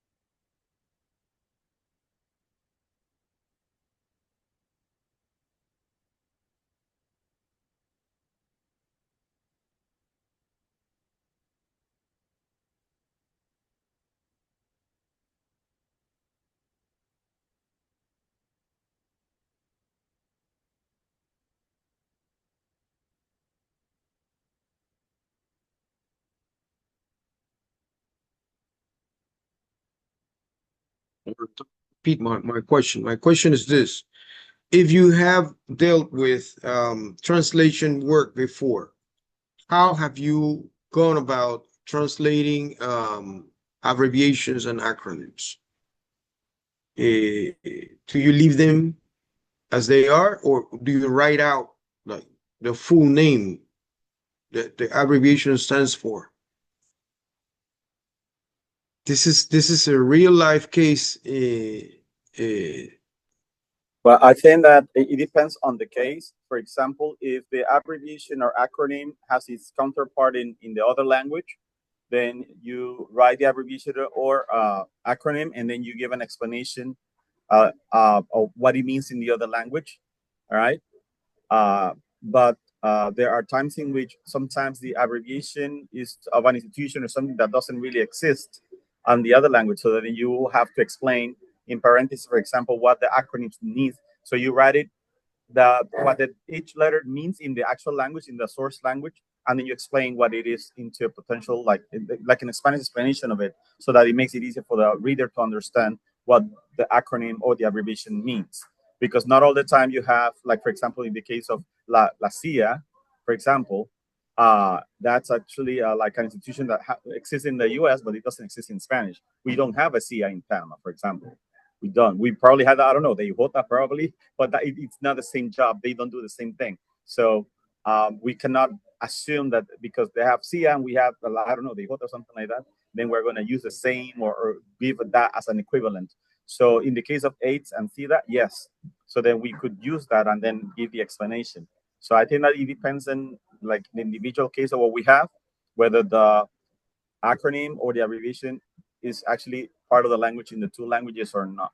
But I would always, if it's something that I have in the other language, I would define it and then explain. And then if I have the counterpart in Spanish, I would just translate it like that, right? Like AIDS and SIDA, and then I would just explain that that is the acronym used in the language, the source language. The accepted treatment of these abbreviations and acronyms is to provide the full name once, and then explaining that it's going to be referred to as X. I don't know, you guys could hear me. I see like Professor Cardenas frozen on my screen, so I don't know if you guys could hear my opinion. Sorry. Sure, I just listen to you. What's wrong? I don't know. Is there anything wrong? Okay, so yes, what I mean is treatment is to provide the written out version of the acronym or abbreviation once, and then proceed with the abbreviated version. But it has to be standardized and keep on using it. We have to bear in mind all the time, at all times, that the reader of a translation needs to understand, and we have to be very consistent with the use of abbreviations and acronyms or similar terminology. Okay. We should keep on working with cognates, because this is part of what we are developing. It's an ongoing discussion. It's a never-ending topic, because this terminology matter of words that will resemble one language or the other, it keeps on coming back to what we do. So we're going to keep on looking at some instances and cases. So look at carpeta, okay? Could be misunderstood as a carpet, right? There's no way we could use it that way. It's the proper form is folder, right? So that's the right form. So it's a false cognate altogether. There shouldn't be a problem, but there are others like casualidad, okay? Not to be used as false cognate, not to be used as casualty, as in a hurt person, baja or víctima, okay? Or any other euphemistic term that refers to the loss of the loss of human lives, right? We have coincidence, chance. Maybe this is widely accepted and normal, right? We have catedrático, not to be associated with anything with church structure, but more that tenured university professor. Charlatan, so false cognate, not for phony doctor. Instead of, it should be used a curandero, médico falso, or some other term. One who pretends, right, to be more than he is, right? That's the other counterpart, possible form. Other expressions that will, are worth considering. Colegio, not to be college as a university institution, right? So we should be using instead of universidad, right?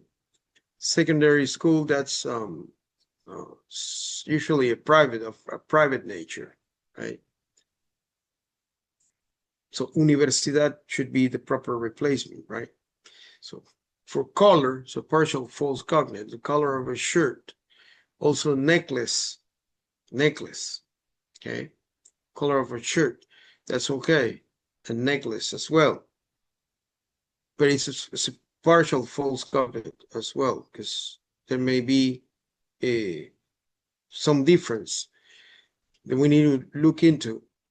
Colorado, we have false cognate there,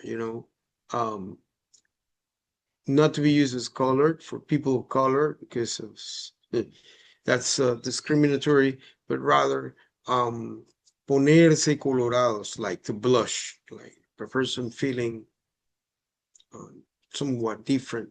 I don't know. We have compromiso. Let's take a look at this, right? Not false cognate, not to mean an agreement. Instead of that, it must be acuerdo o convenio, right? Solución equitativa. Okay.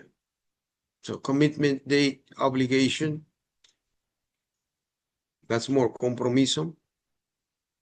Okay, something that you need to do.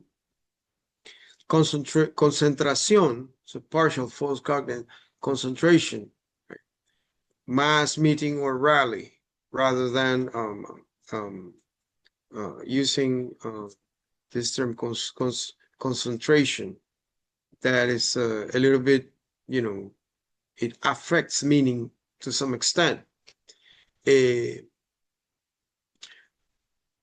Some more proverbs and idioms to consider, right?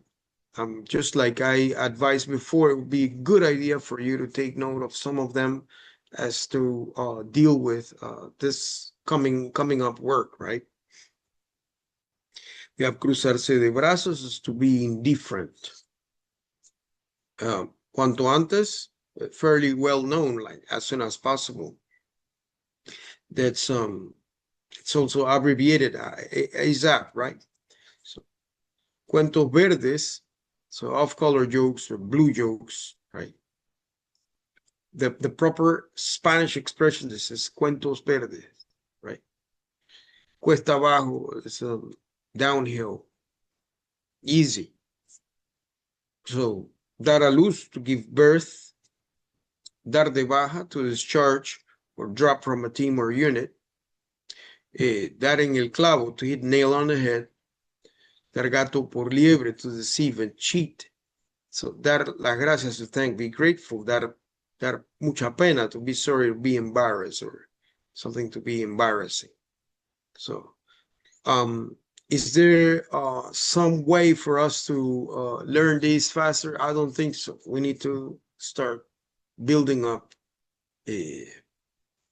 our very own personal, glossary of proverbs and idioms, and well, find a way for us to memorize them, or when we use them.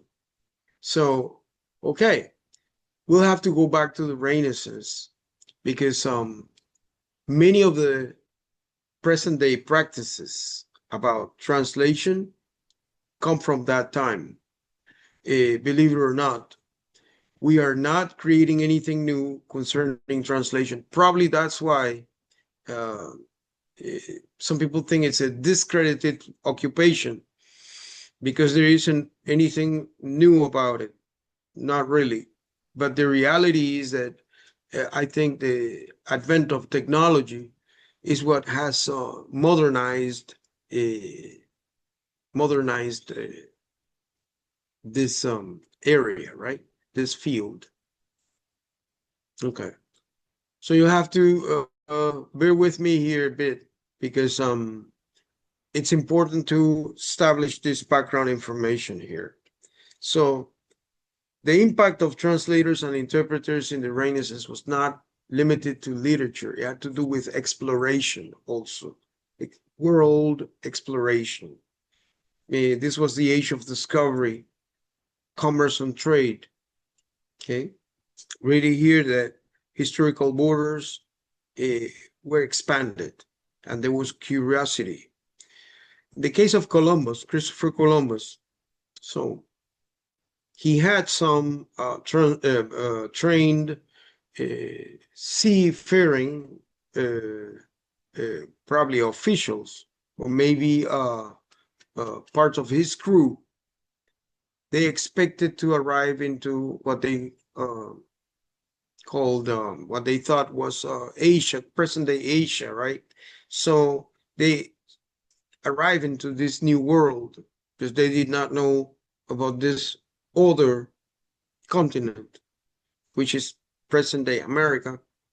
And he had a few men who knew Arabic, right? Okay, and they thought Arabic would be a language that they could use to communicate with the people of the lands that they would reach, and they assumed, as we all know from history books, that they thought they would be arriving or landing in Zipangu, right, and Spice Islands, which is India. That's why they call it India, because that was the farthest of the known world back in their day. Magellan also had in his crew some interpreters, right? And as it seems, it was also the idea was to trade, right? Trade even human beings, if it was the case. And one of the most probably better known cases, the one of Pigafetta. This is an Italian crew member. He kept glossaries, started keeping dictionary, or started to create some resource that would help someone communicate with people in these other areas of the world. So translation impacted also exploration. It's also worth bringing in that the Catholic monarchs who funded Columbus's expedition, they were aware of the significance of language and translation. And because of this, in the year 1492, it was also the year that Helio Nebrija, an important scholar from University of Salamanca, he published his basic grammar of Castilian language, right? As a way for, in order to have a very, a better framed identity of who they were, especially after expelling the Arabs from the Iberian Peninsula and the Jews out of those territories as well. The king and the queen, the monarchs, they decided that it was important to have a grammar so that they had an identity, especially in this time of expansion, right? Expansion of the empire, of the not yet an empire, but in the process of becoming an empire, Spain, right? So it's important to take note of this also, that la gramática de la lengua castellana was taken in this exploration and expansion for, for the sake of educating, or well, they thought educating, but exporting their culture, because this is a more appropriate way to put it. Exporting the culture, exporting the language. Okay, so this is not new. What we're going through with English right now is the same thing that occurred during the time of the conquest and expansion and exporting of Castilian culture into the Americas, what they thought would be the Indian, the Indies. But no, there were no Indies. It was a completely different continent, and then they exported Castilian Spanish, and they did it in the form of the grammar by Antonio Nebrija. And this was something that we inherited. We are the product of this expansion, and this is why I think it's very relevant to bring this in. And I captured this golden nugget. The Bishop of Avila put it when he presented Nebrija's Grammatica to the Quenzo. Language is the perfect instrument of empire. So some people don't like when we bring in the political aspect of language and culture, but this is a part of it. This is a dimension of communication, and translation will never escape any of this. And when we were talking yesterday about power imbalances, the power imbalances with English versus other languages, it has to do more with the impact of English in the media, above all, not present in the 21st century. They're losing presence in internet, but it's not happening as fast as it should, because people have adopted English, and we all know that there are way more second language speakers of English than native speakers of English. And however, this has also backfired to them, because now other languages are gaining or regaining their importance and their relevance, because many people share them also. So languages are important because they are part of communication, part of politics, and trade, commerce. Everything has to do with it. Now, it's very important for me to stress here that I'm bringing in specific cases, that relate to Spanish and English, because this is who we are, and this is our part of the world. This is our world vision. So that's why we're bringing in this information. Probably you've read about it elsewhere, but in case you haven't, I think we are contributing a great deal to a better understanding of why relations between cultures and languages matter, why it is important for us to respect every culture, and respect not only the human being, but the language they speak and the culture they uphold, right? So if you be here with me, you'll realize that many indigenous populations were they just disappeared for several reasons. In history books, they tell us it was because of disease, that they were not prepared, that were contaminated or polluted because of the traveling. But the fact of the matter is that many of them were killed, right, by the millions in this continent. And this is part of our history. And as it seems, the Roman Catholic Church and the Spanish conquest, okay, they had something called requerimiento that was established by King Ferdinand. Right? So what was that requerimiento about? If you want to go ahead and do more research on it, look for it. If they had any contact, according to the king required that, or also the church, that any contact with any group, they had to be read this piece of text.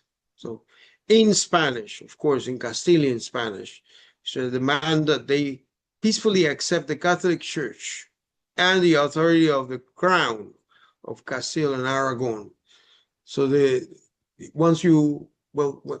idea is that if they contacted any group, they had to accept that they were subjects of the kingdom. Okay. So, and if they refused, then had the right to impose these conditions by force, and by force means, well, either you accept or you will be, I don't know, enslaved, disappeared, killed, whatever. Okay, I'd like to stop here very briefly and listen to your comments about this matter. Because el requerimiento, that was a document, so drafted in Spain to be brought over to the indigenous groups or Indians, right? What do you think about it? Well, it was never translated, never, because this, of course, there was no way for them to translate this. There were so many different languages spoken among the different groups here in the Americas. So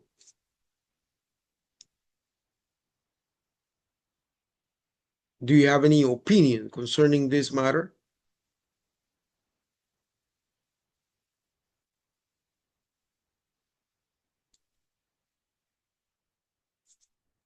Well, during those times, people were kept ignorant of what was going on all the time.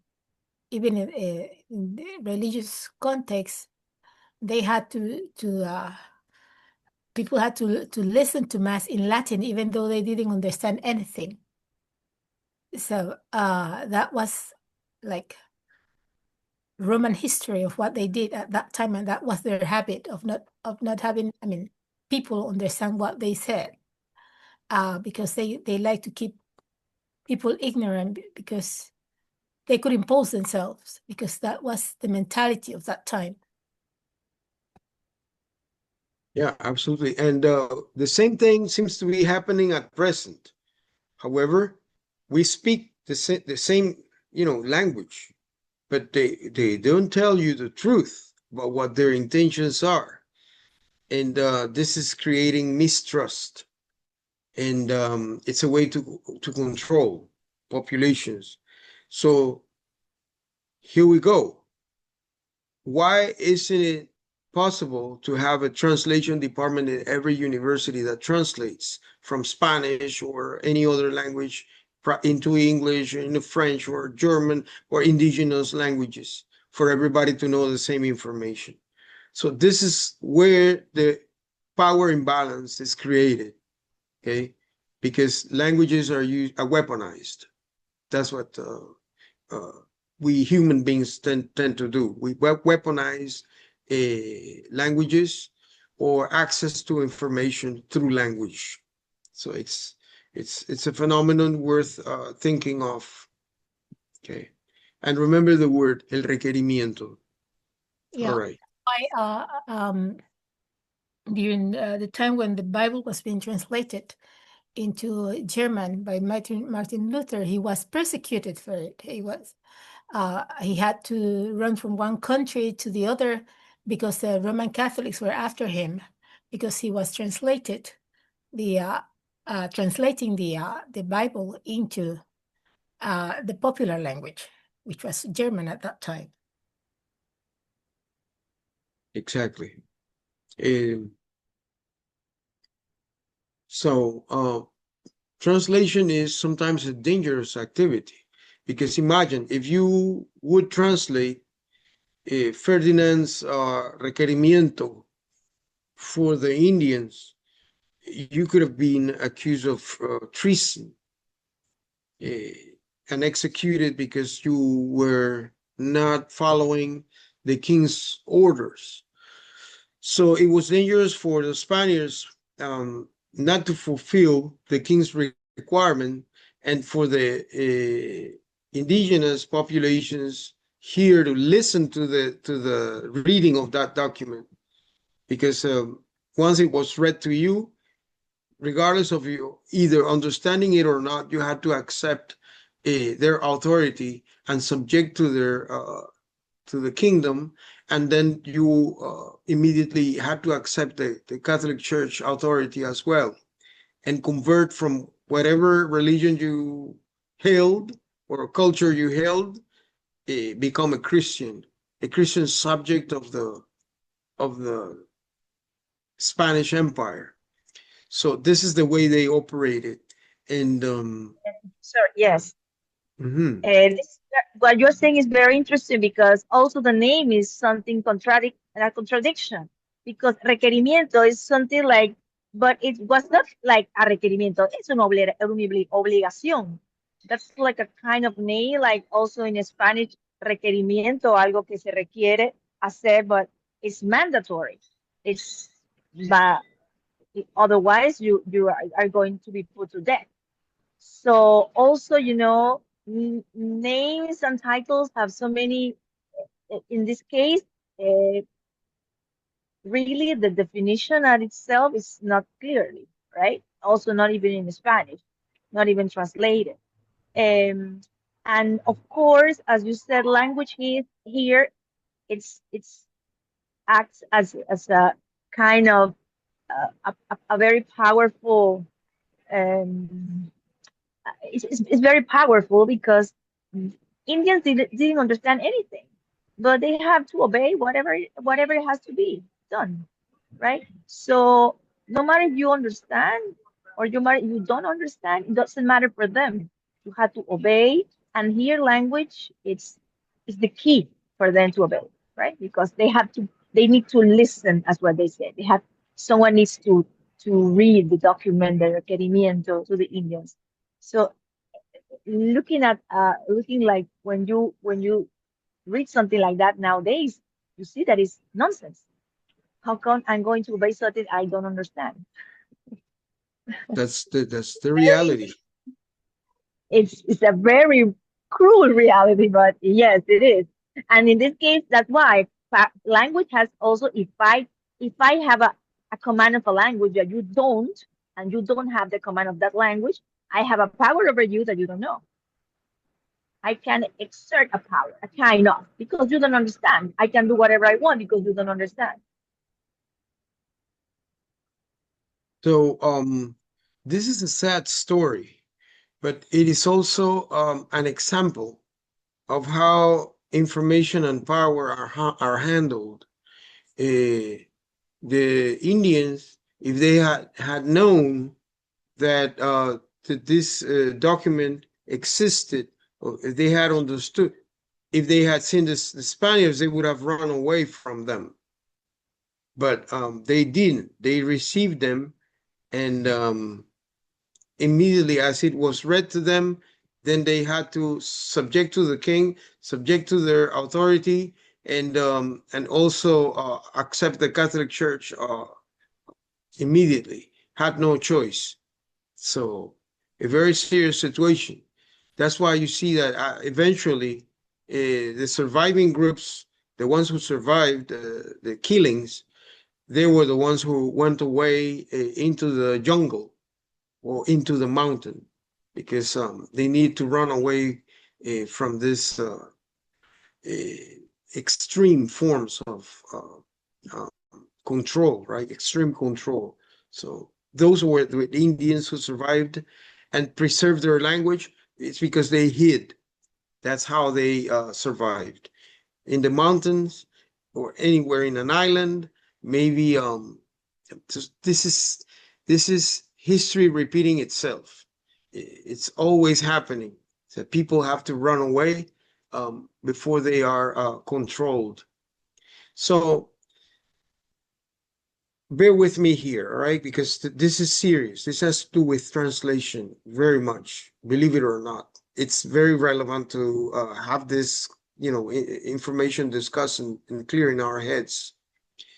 The obvious problem here was one of languages, okay? The crown, Ferdinand and Isabel, Elizabeth, Isabel and Fernando, said the interpreters must be available to present el requerimiento to the Indians in their own tongue. So, in order to obtain those interpreters, the conquistadores of the early years of the 16th century made forays to the mainland of the Aztec Empire to capture Indians who would be then forced to serve as linguistic bridges between the Castilian of the conquerors and their native tongues. The problem is that how could you make sure you would have someone qualified to translate anything if they were forced? I don't know if you see the implication. So the interpreters who would read the requerimiento to the Indians in their dialects or languages, they would be forced to. Okay.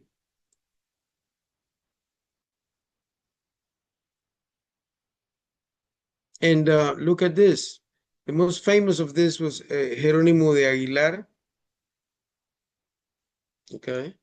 Stayed with Mayas, right, for 8 years before Cortés rescued him, because they were involved in this process.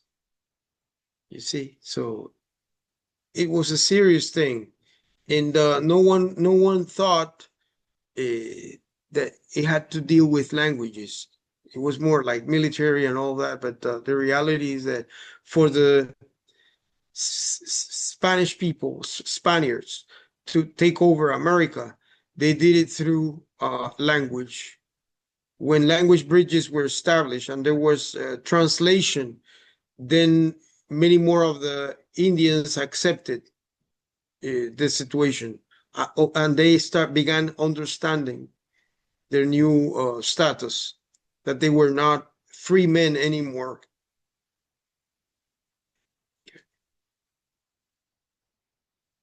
So bear with me here because this is also relevant.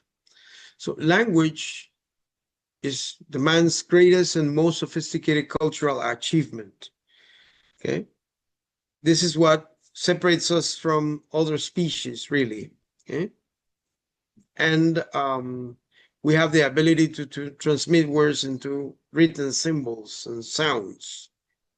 Okay, we all have our own culture. Okay? This is part of our human condition. Okay, and we do so by relating to other human beings, mainly our parents and our family, the neighborhood, and so on. And we communicate thoughts and actions. That's where the child grows. And then this is part of our identity. This is who we are. We speak according to the way we were raised or where we lived, right? So learning other languages, that is something that many people assume it's not necessary because they live in a context. Okay. Translation should not be thought of much of a transfer between languages, but as a transfer between cultures. The two languages, let's say, for instance, here, English and Spanish, cannot be separated from their parent cultures without risk of losing meaning. Okay. A translator who works effectively with deep meaning below the surface should be bicultural as well as bilingual. So that's why this task is very challenging, because an individual who's effective should be bilingual, but also bicultural, so as to be able to deal with the values, the beliefs, the priorities, the ideas, the way of thinking, people's ways of thinking. A good translator, it's a good bridge between two cultures. So that is why the demands are very high. It should be someone who knows the two cultures fairly well, with all the good and the bad and all the different situations. So this takes us back to Larson. Okay. She brings an example of a concept of a house, just to bring in. So sorry that this slide has this overload of text, but there wasn't any way for me to narrow down this point that Larson studied or that she discussed. So, concept of a house. Think of a house, please. Okay. This seems to be a universal concept. Everybody knows what a house looks like, right? Okay. Everyone has, a word that means what that is. It's a place where you dwell, where you live. You live in, right? You live in there. But this word has different meanings and mental images for people from their class, depending on their social class or economic situation. For a middle class suburban American, it's different. But if you talk to someone who's a llama herder in the Bolivian Altiplano, it's a different thing to refer to a house. Maybe it's a tent. Maybe for someone from middle class, it's a 2-floor house, so forth, right? There are differences. So the expression, for example, to be on the roof of your house makes sense for an American, but not for a Bolivian who lives in a small fragile tent made of animal furs.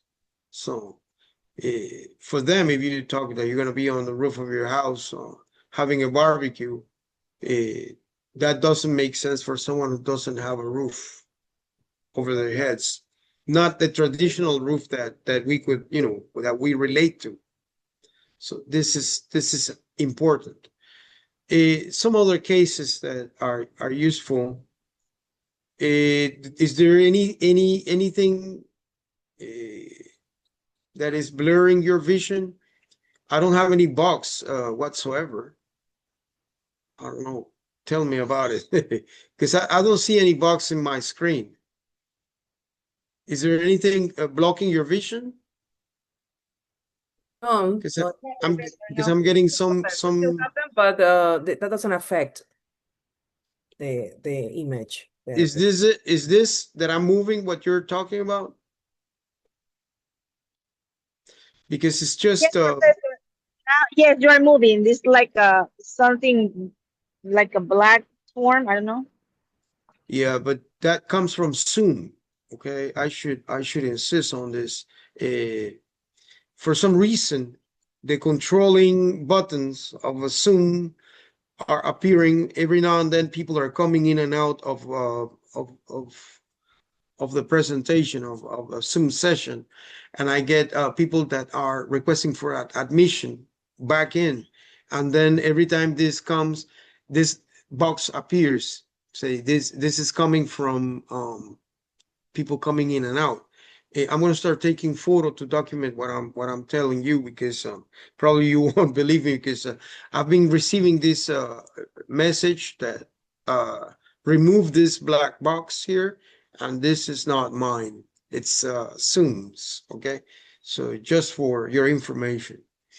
Okay, now some examples, going back to the topic we're discussing here. So we have some examples from our language pairs, right? So the translator may be tempted to render English word hospital. Okay, we could think that it's hospital, right? But then for someone in Latin America, the word hospitales It's generally a charitable institution for the poor. Okay. It's more like a hospice. You go there risking catching some other virus other than the one you walked in with. Okay. Or maybe you just go there as it seems to receive attention, but most of the cases, it's a place where we go to die, really, okay, in Latin America, because of the low quality of public health. You know, most of the good quality health is private, okay, and then clínicas means something else, right? It's somewhere where people with a different economic status or social status will go.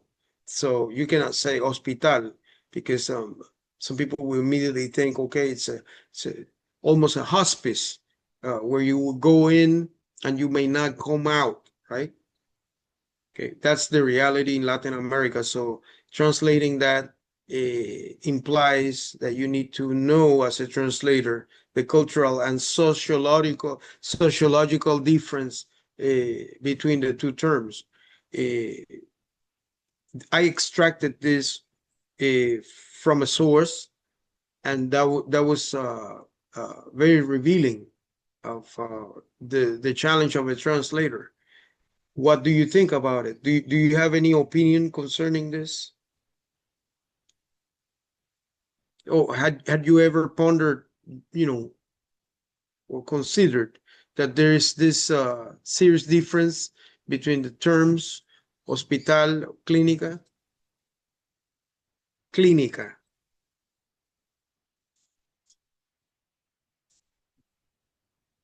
Well, the only thing here is that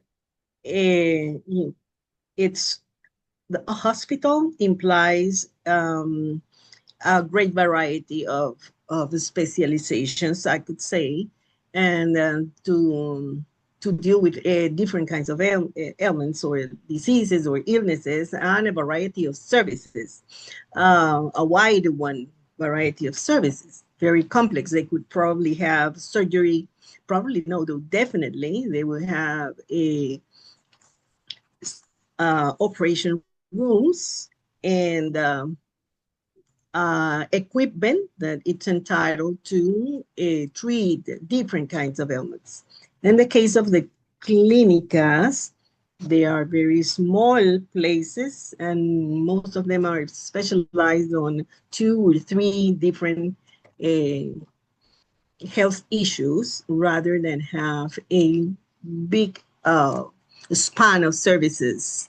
That would be, I think it's a matter of sizes and services, types of services they offer, which one it's much broader than the other. Mm-hmm. So, well, that'll be one possible vision of it, but concerning the type of attention that people receive in the two places. So just by using a different word like clínica, there seems to be that there is a difference in terms of the attention. It's not the same as in a hospital. And this is something that we have to be aware of. If you ask me, I somewhat agree that the word hospital carries with itself some meaning that's very negative to some extent, okay? Because it's some place that's generic. You don't necessarily get anything like personal, where you are like a human subject, really. And this is not only here. This is in Peru. This is in other countries also, that you get people that the word hospital is like negative. But if you, instead of that, you say you go into a clínica, then it's, as it seems, you are more of a patient, more of a human being. Of course, you have to pay for them to treat you like a human being. It's Where privately owned most of the times. You don't have any public hospital called Clínica. They try to hide it behind other names like Ciudad de la Salud, or but they would never call it Clínica de la Salud, because then people would be like wondering, okay, now we're going to receive better attention. But the reality is that this is still a hospital. These are hospitals. So hospitals have become very negative, and this is that's why I decided to bring in two images here. So clinicas are associated with very personalized attention. Of course, that could be costly, or you need to be insured, or it's private.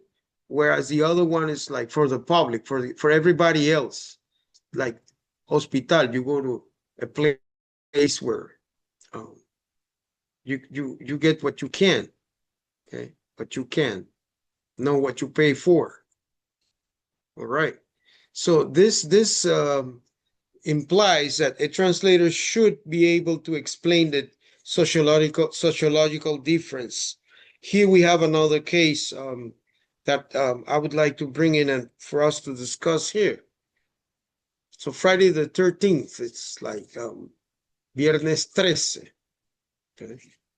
That's what a person without any cultural understanding would probably translate now. But the connotation and the sense for Hispanics of a bad luck day would be Martes 13. Do you happen to know anything about this? Have you seen anything like this? Or could you think of another example similar to this one? Professor, if you allow me, because I kept thinking about the previous example, and I will then tell something about them of Tuesday 13.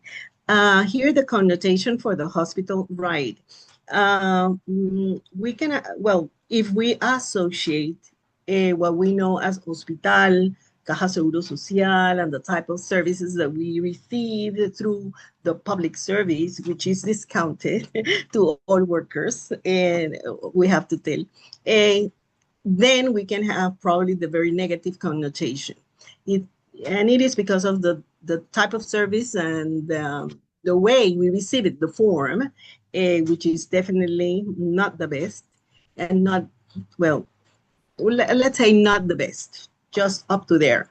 Then it will have, or it had turned into a negative one. But I feel as a cognate could be, or probably we're taking it, or we associate, or it could be associated with the word hospice. And probably this is where it comes from, by thinking that a hospital being public, it's kind of an institution that it's for very poor people that have no means to receive any other treatment, then it would probably have this connotation, the negative connotation, but I don't see it, because we have here in Panama, at least here in Panama, we have, and even in the United States, hospitals being private. And it doesn't mean that necessarily it has a negative connotation. That's my point of view or my opinion, Professor. And in the clinic, well, yes, it's a very private, personalized type of service, which is make it different, and but very small size in attention and coverage also. That's my point of view in that regards. I don't know if I address myself well with this, trying to, my point is that hospitales, for me, it's a place where we receive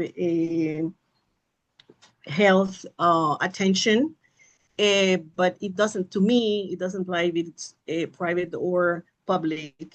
If we relate it to Caja Seguro Social, of course, and definitely, I agree, which is negative.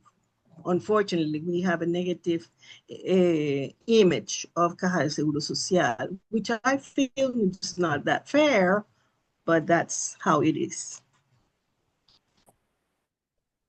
Okay, thank you very much. Yeah, I do agree with Professor Aizpurua, because in Panama, we have the National Hospital, the Paitilla Hospital, Punta Pacific Hospital, and they are all considered high-class hospitals. So in Panama, the culture is different.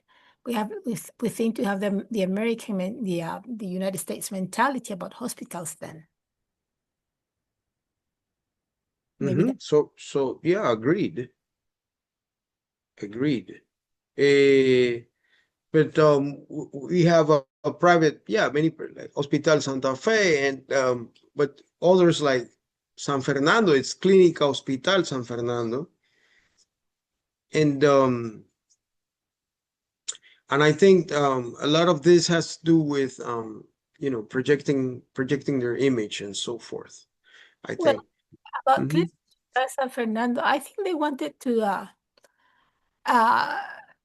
people know that it was not just a hospital, that they were giving different kind of services. So it was more business than anything else. All right.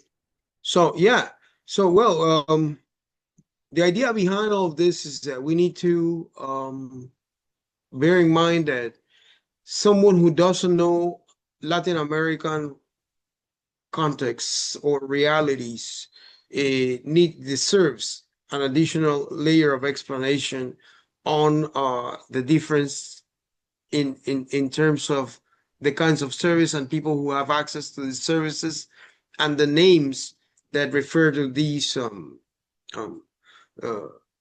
health providers, right? But we have different, and they're for different kinds of people. Okay, I think it's time for us to discuss something a little bit different, but along the same lines. This is part of what should be a translator's awareness, right? Cultural awareness. Do you know anything about this? Is there a reason why it shouldn't be Friday the 13th and it should be more like Martes 13? Why is there a change in the day of the week? Or how would you explain this if you were to translate the topic? You said culturally, for example, in Panama, we say on Tuesdays, we say, well, I think there is a saying, martes ni te cases ni te embarques, ni de tu casa. So it is superstition. So in Panama, that would be Tuesday. I don't know if in other countries we would have to ask, but in Panama, that would be Tuesday, the 13th. So yeah, it's a unfortunate day, as it seems, right? It's the beginning of the week, and I think it's associated with Saturn and so forth. So yes, there are some cultural elements that makes turn it into a difficult day, and generally Fridays. Yeah, Friday. you also have another saying.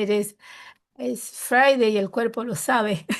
Yeah, it's closer to the weekend, and it's more of the beginning of a holiday and so forth. Exactly. So for us, that'll be ruining a good day to say Friday the 13th than Martes 13. Okay, very good. These movies named Friday the 13th were very popular. Right? Okay. Another important case, just to bring in some concrete cases, is dealing with the seasons, right? Someone who's never lived here, they will not know that we have no 4 seasons. And well, in the tropics, the rainy season is usually invierno, okay? And the dry season, verano, regardless of wherever we are.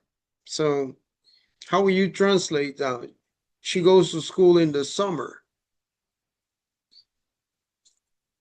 So you'll say, ella va al colegio en el verano.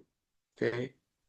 Then this is difficult to explain. This deserves attention and an explanation. Okay. For us, it's normal, common knowledge because we live here. But someone who's never been in this part of the world, and that's the majority of the people, that they haven't come here. The majority of our people haven't gone there where there are 4 seasons. It's important to establish a difference between what verano means, really. It's more of a dry season than summer. Okay. Okay. So when you say, how will you translate that? Un caluroso diciembre. And someone who is in the north is going to read this, it won't make any sense to them. And they're going to start, wondering what kind of mistake they made translating this. Because people don't expect over there. If you have lived your whole life in the northern hemisphere, you would never expect December to be warm, a warm December.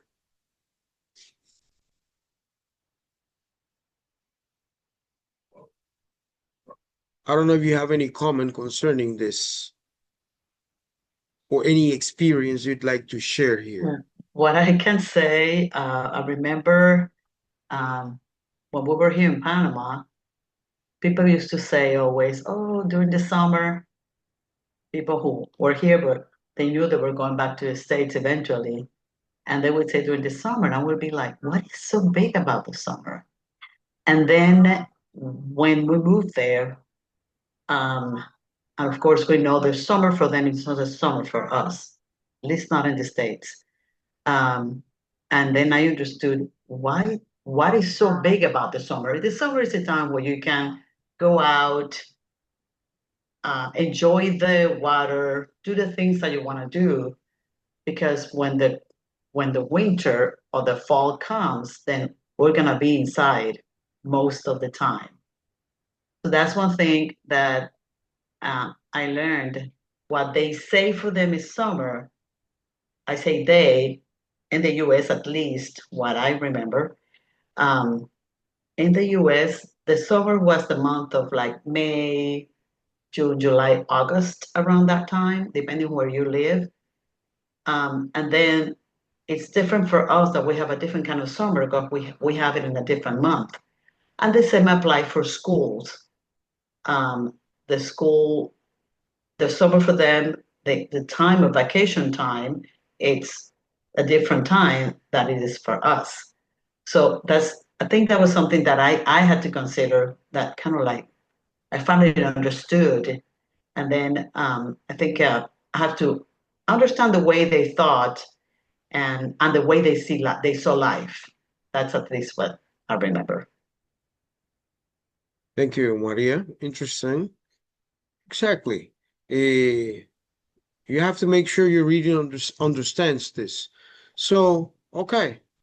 Let's give it a try here, because now we're getting into an area of translation named as the untranslatable. There are terms which are extremely difficult to explain, because these are things, or part of a phenomenon that, well, it just doesn't exist in the other language, in the other culture. Remember that a good translator is both bilingual and bicultural. So please, let's give it a try here to this term. Let's try to, together, I think we can provide a translation to these terms. Of course, I added some images here that I think can help us relate to the terms.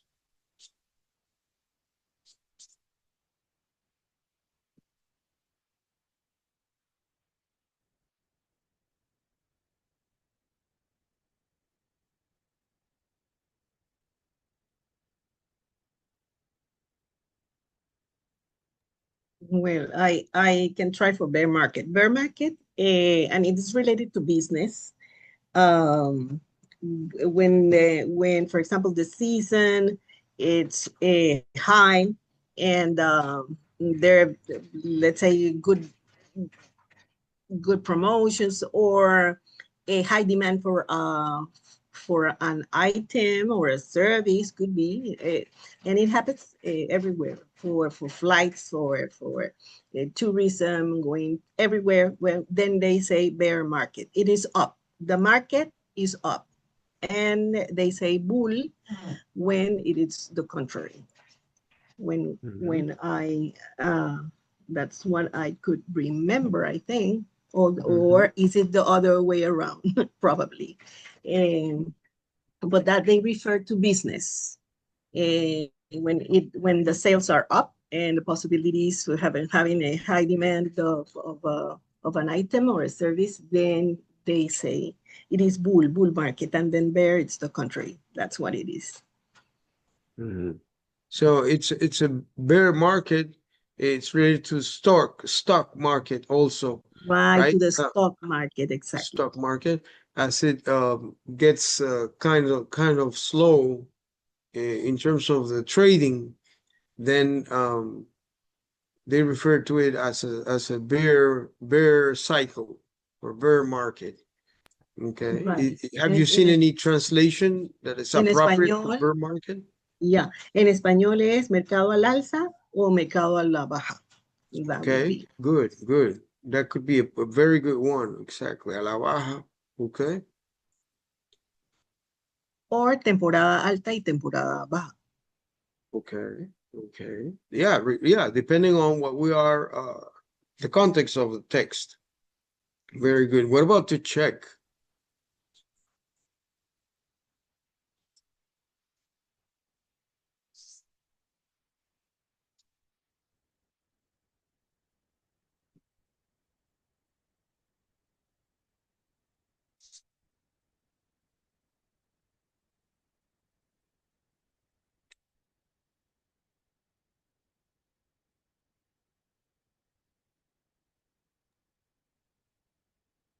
Okay, I'll try to this one too. I think that other people would like probably to participate to check.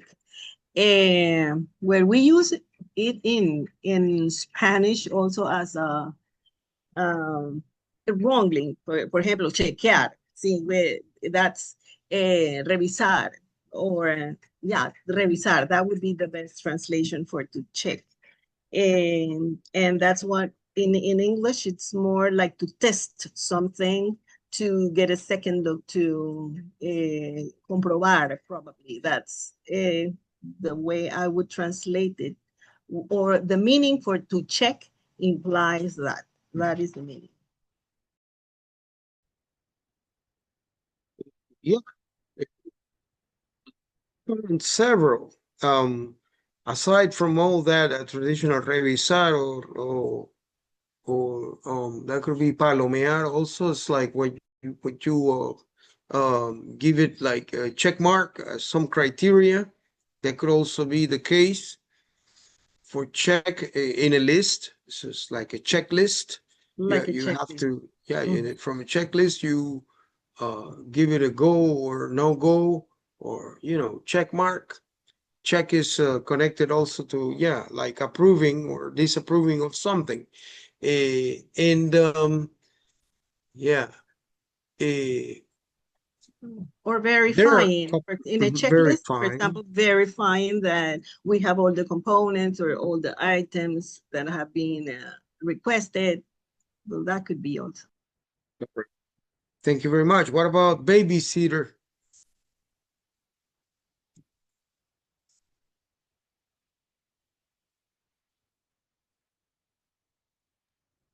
Babysitter, I think it's in Spanish, la niñera. Yeah. La The problem niñera. with the word with babysitter is that this is a compound word, okay, with a hyphen in between. And a babysitter has other implications also, because I don't know, for several reasons, it's also associated with a woman who cares or provides care or attention to not only to children. So you see that it's a word that's being used in jokes also. I don't know if you could think of other possible, some other possible translations you could run into.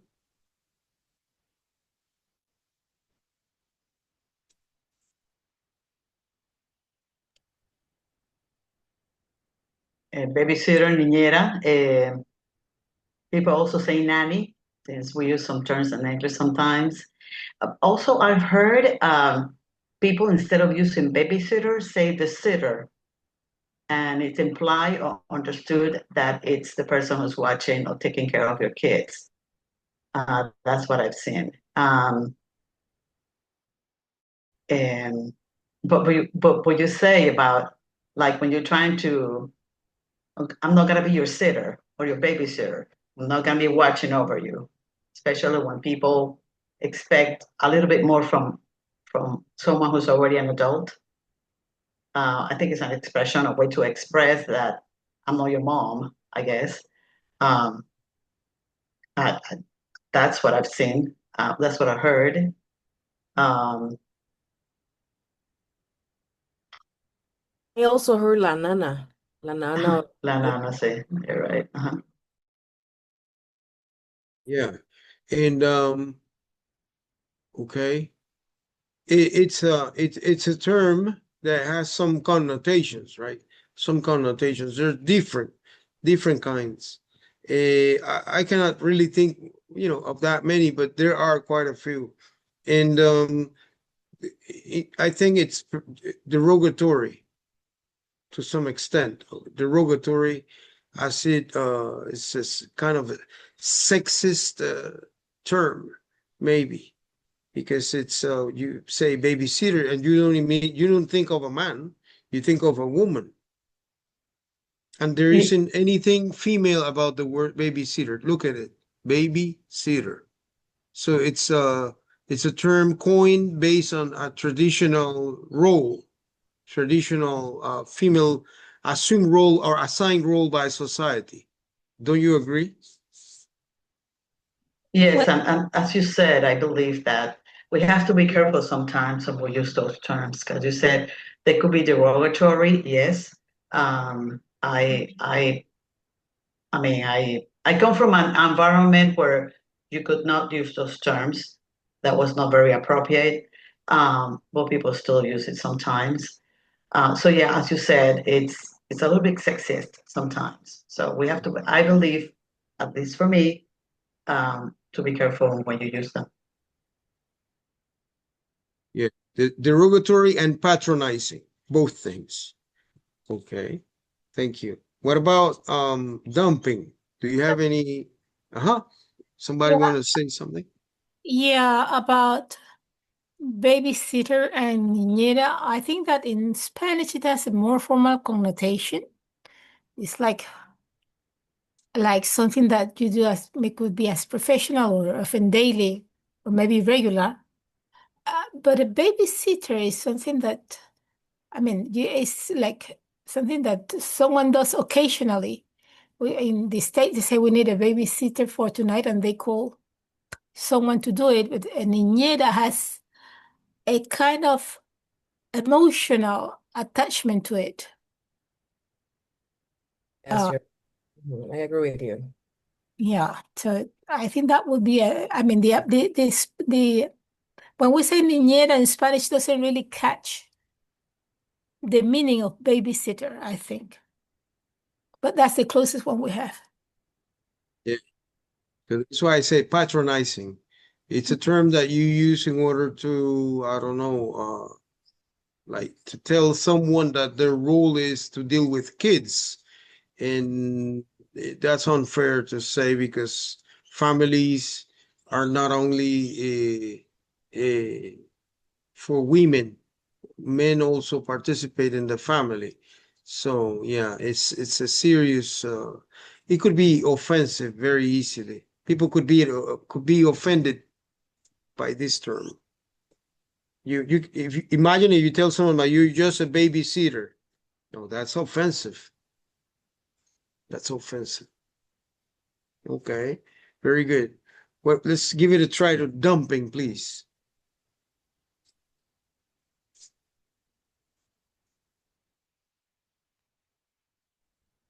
Competencia desleal. Here, That'll for be example, technical. That'll be technical. Right, the dumping, yeah, referring to business also. I would say because there, for example, there is the anti-dumping rules or laws. Or acts, exactly. Very good. Right, when there is a not fair exchange of benefits above or among two parties, for example. That's the way I know the word or the expression. Okay, there is the dumping of a physical nature, and there's this other forms of dumping, which are more sophisticated or technical. Exactly. Okay, what about hobby?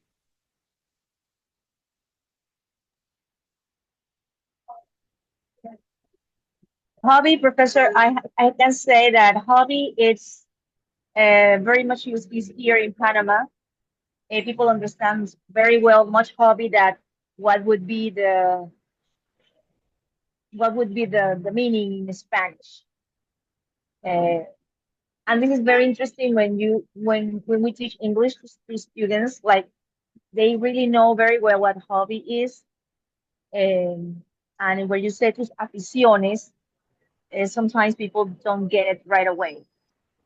So you have to explain lo que te gusta. Bueno, ¿qué te gusta? So as soon as you said, and you explain, no, es lo que te gusta hacer, tus aficiones, but you know, it's just a term that really here I can say that it's not so much clear in Spanish.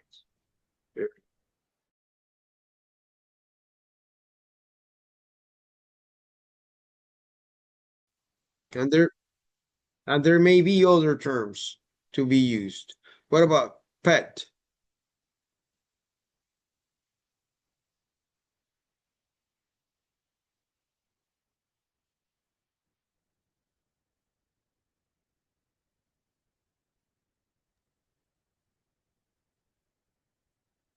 Well, pet is much more simpler, I think, to understand for the people that because now what all these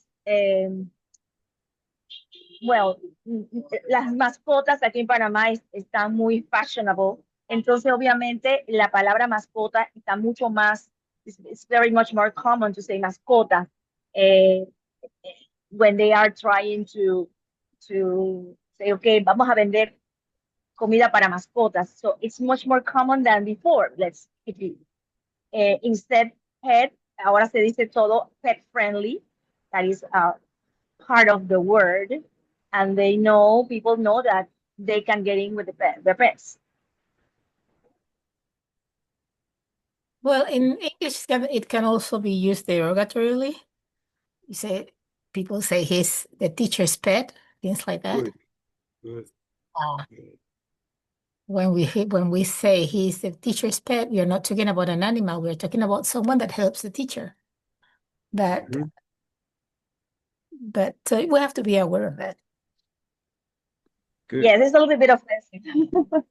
But it could be also as a verb, not only as a noun. Right, exactly. Acariciar, it could be. And it would have then a positive connotation.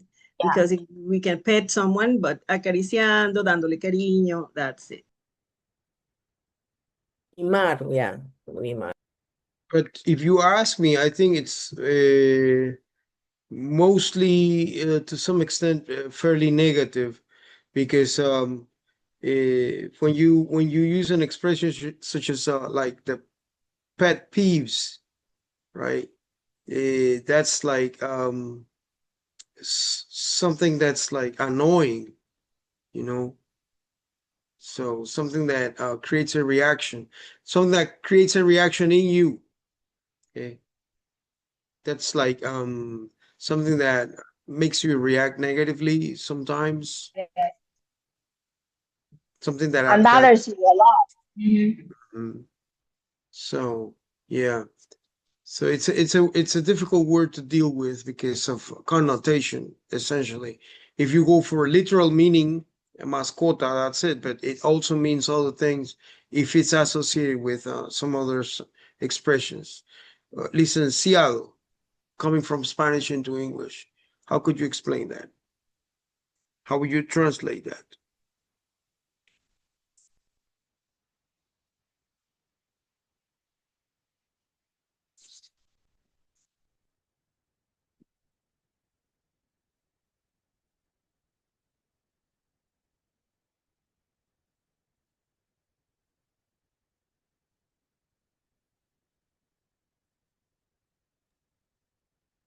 Well, in different ways also, licenciado. For us, for example, in Panama, licenciado is someone who obtains a degree at a university or an educational institution. But also it can be, I've heard or read this licenciado in the case of being granted a leave of absence, for example. I don't know if that would be correct or appropriate, but like a leave of absence in the case of licenciado, providing some release to not attending work, for example.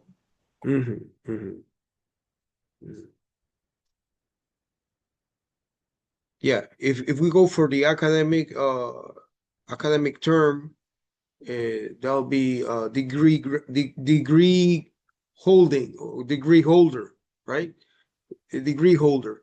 Degree holder. Yeah, that could be a possible translation. And if we go for the legalistic aspect, they'll go for something else, right? So that'll be like counselor, or not to associate it with any academic degree really, but more with the lawyer's position, the legal advisor or counselor. That could be also a possible translation. It's not an easy word to deal with because it has some implications over there of status mainly, okay, that Yes. are difficult to translate into English. Yes, because people also they try to say, "Oh, licenciado," maybe like a kind of title as doctor. Maybe they really don't know if you are really if you really hold a degree, but because of the status, we have to pay attention to that thing. Very good, very good. Thank you, thank you. Do you also say graduate? Pardon? Graduate or degree holder, as you said. Degree holder, yeah, or graduate, yeah, exactly. And if we want to give someone a title, we say Mr., Mrs., or Sir.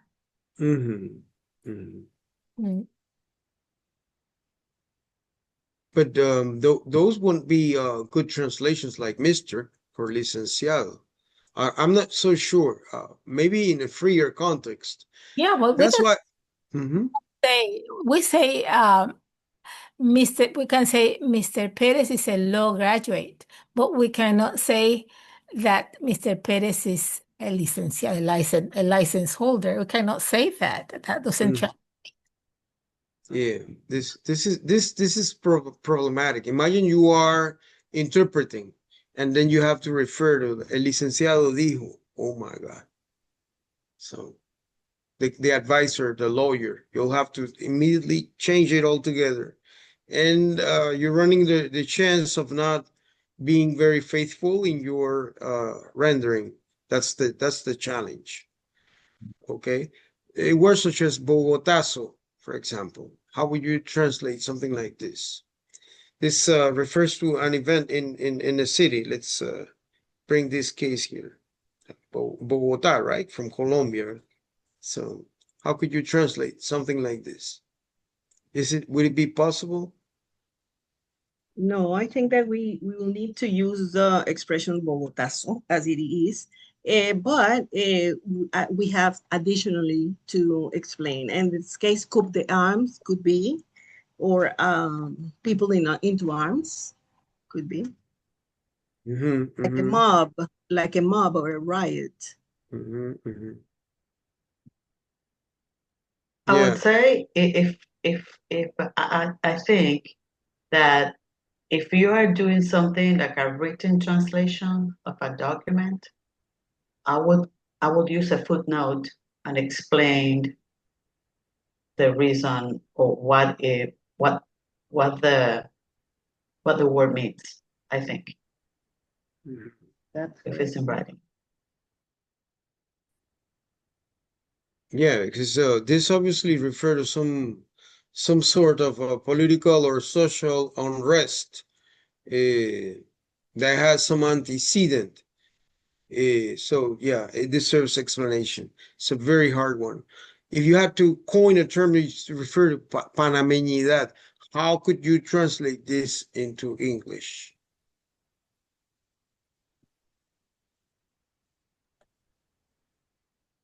To me, it would be something like a Panamanian identity, but that not even that encapsulates the meaning of the term, because you need to capture the essence of the term from the original. Panameñidad in English.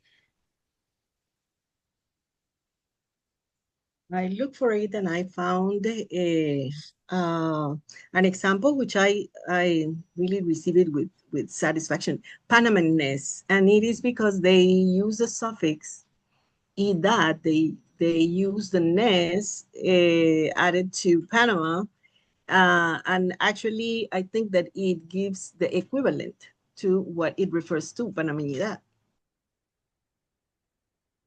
Okay. That sounds good. Panama, will you say that again? Panama was it? Panamanese. Panamanese. Okay. Right. Panamanese, would it be Panamanianness?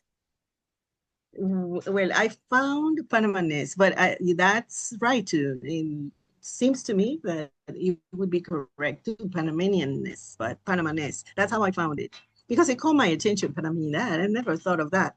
And then I searched for it, and that was the way, which I think they use is the suffix expression added to the country's name. So, what is the bottom line issue here? The bottom line issue with all of this, where we're going with all of this, is that what makes these terms difficult is that they imply some social condition, economic status, maybe some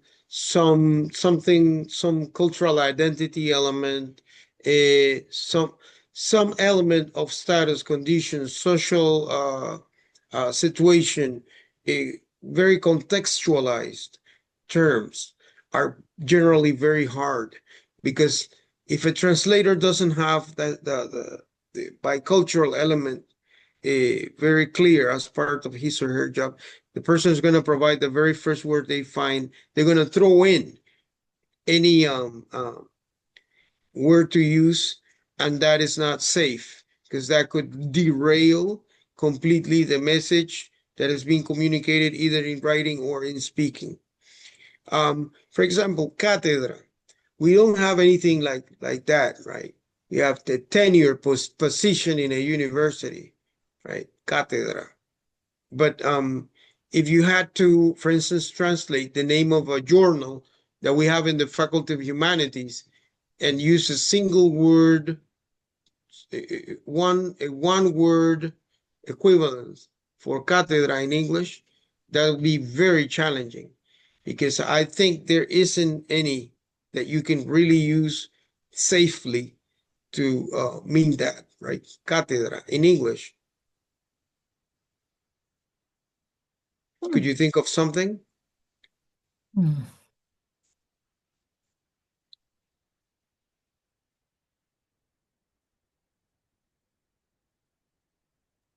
Maybe professorship? Well, this I think Professorship. could be. Well, it's worth the thinking, because these are the challenges that Could What be about mhm, what about senior professor? okay. Seniority or something. It's so hard, but it's one word equivalence. It's very hard because the term implies a system that I think is not the same elsewhere, or it's similar, but it's not exactly like that. Okay, so it's describing a physical status or a condition. It's hard. Look at this other term, caciquismo, and you run into these terms as you are translating, and they make you go for, you go up and down looking for an equivalent form. Concept behind being what means being a cacique, and then a phenomenon related to leadership. So chances are you're gonna probably throw in something like leadership, but it's not necessarily the best option. Maybe there is something better. And this is where translation gets heavy. And you're going to start dragging that, right? Because it's hard. Caudillo. Can you think of something for caudillo?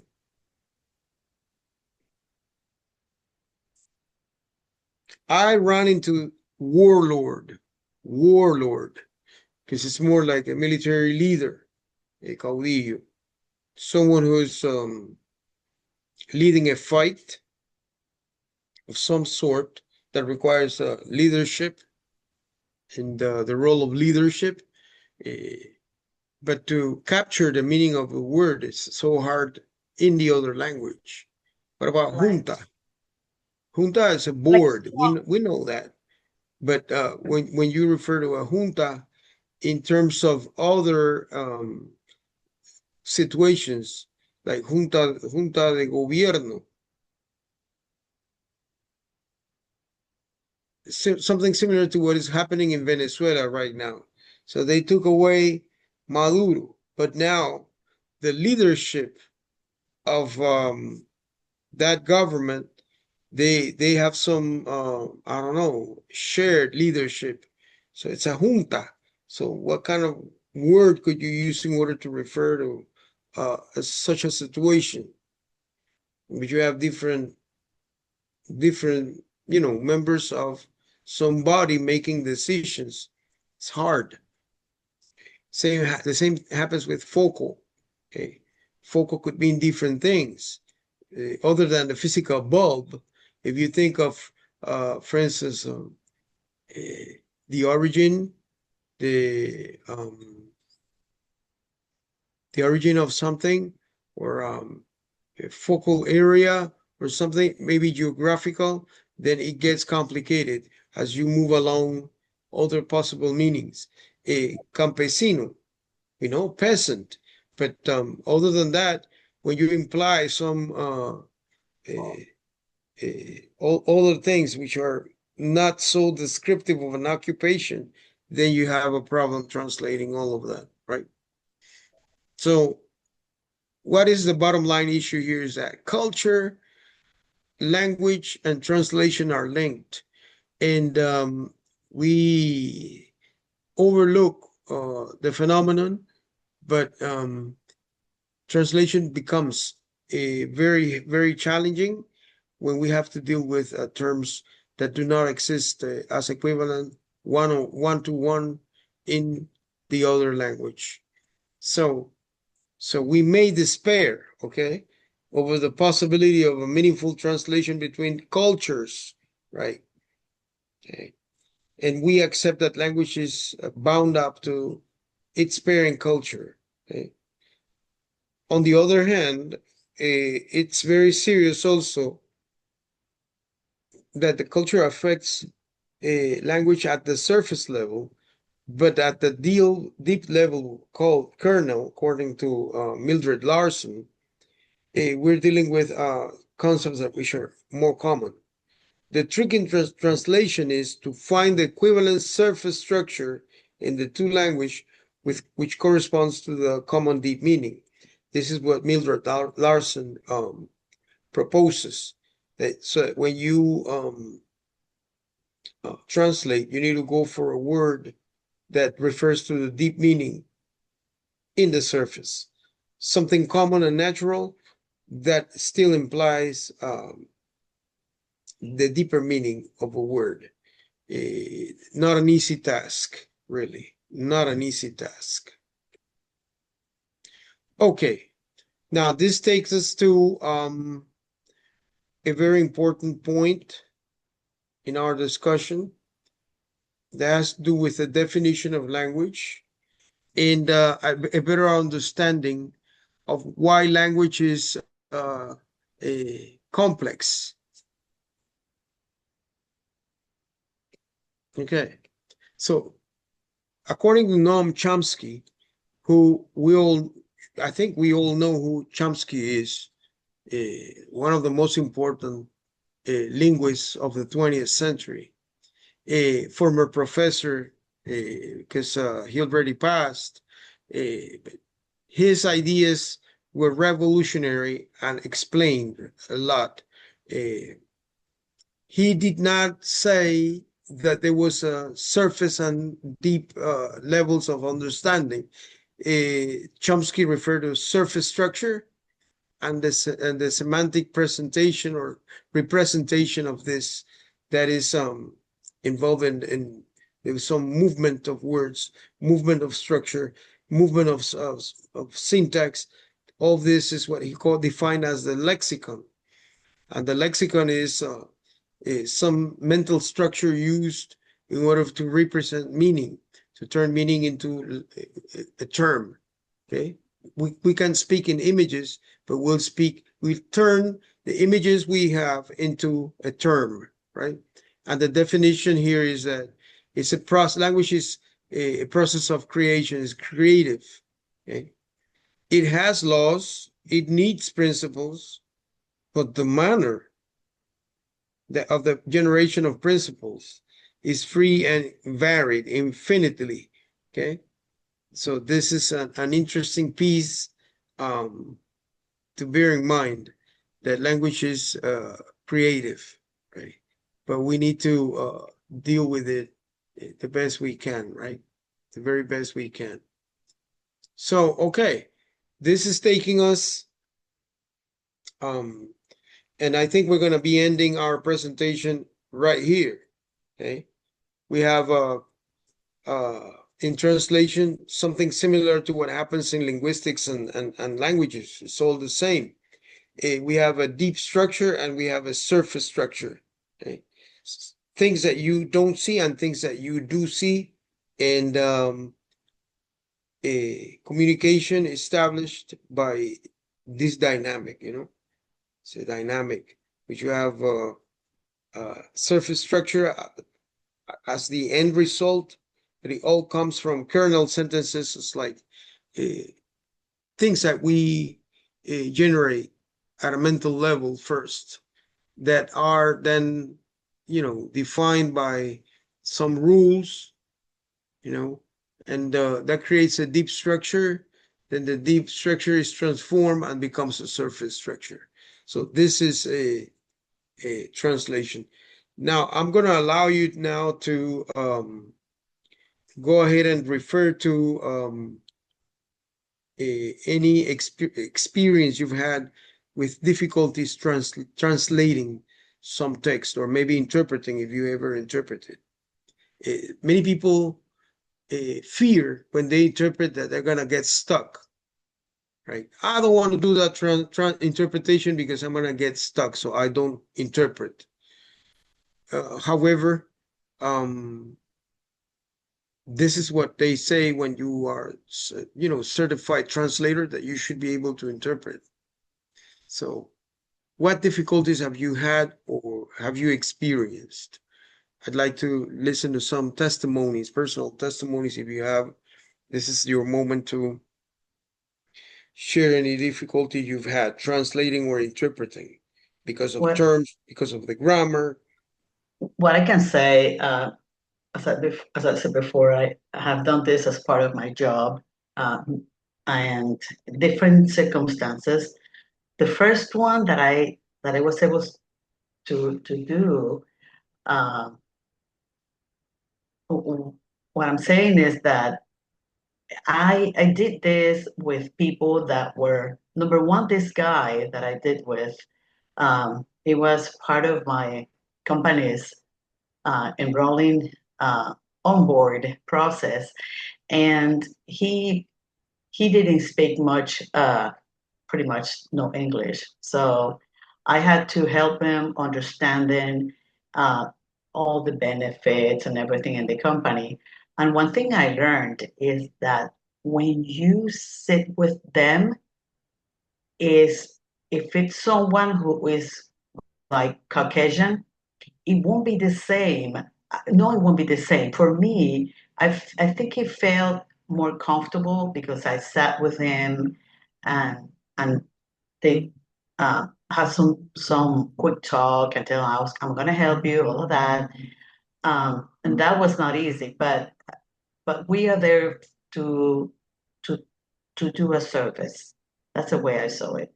And it was difficult to explain some of the concepts and some of the processes because this person did not have any of this in Mexico.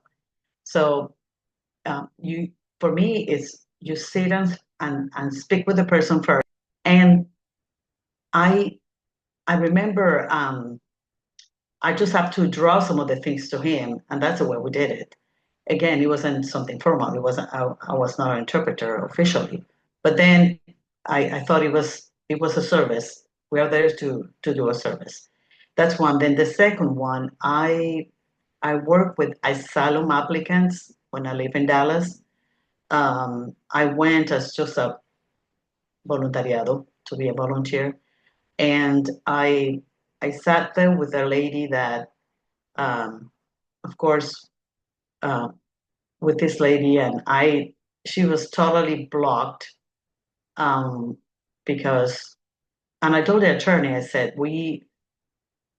I'm gonna have to sit with her and do some things, and it's interesting because she pretty much, she could hardly sign her name.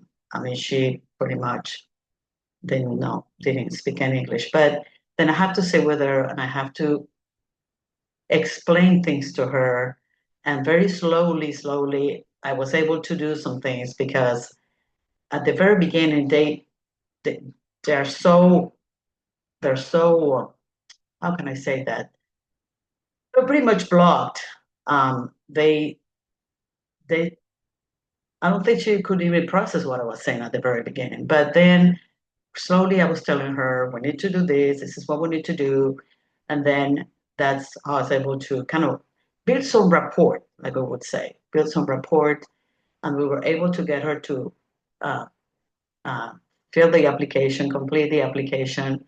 And it was a very, I would say it was a great experience. It was, again, we do a service for people. I wasn't getting paid for it. But at the same time, you understand the importance of understanding what we do, ethics. We have to know that we're there to help the attorney too, but we have also to help them, the applicants. And I mean, it's not easy. I enjoy it because I was helping someone, and I knew that eventually she was gonna go somewhere with her application. So that's a way. That's what I have done. Nothing really official.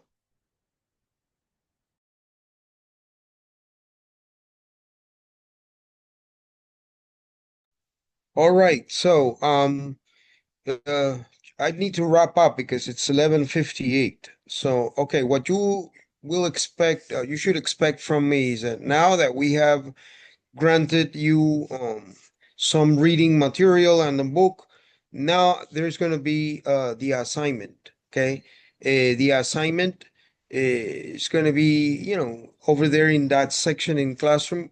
Please go there this evening so that you take care of that. If you didn't do your work, um, or you did not complete your work, that shouldn't prevent you from developing the assignment itself. I'm going to be also posting new reading questions or sections for us to cover from the very same book. Okay, we're going to be working fully this week on Attic's book, Remy Attic's book, because it's focused on English and Spanish, English. So chances are I'm going to be posting all that by this evening.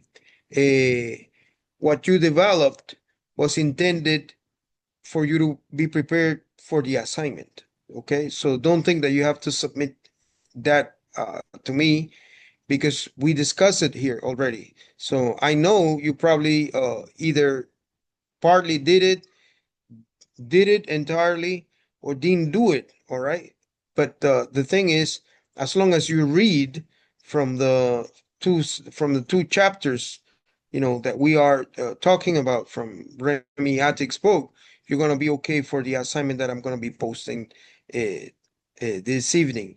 Then right under, I'm going to create another category in Classroom for a second part of reading.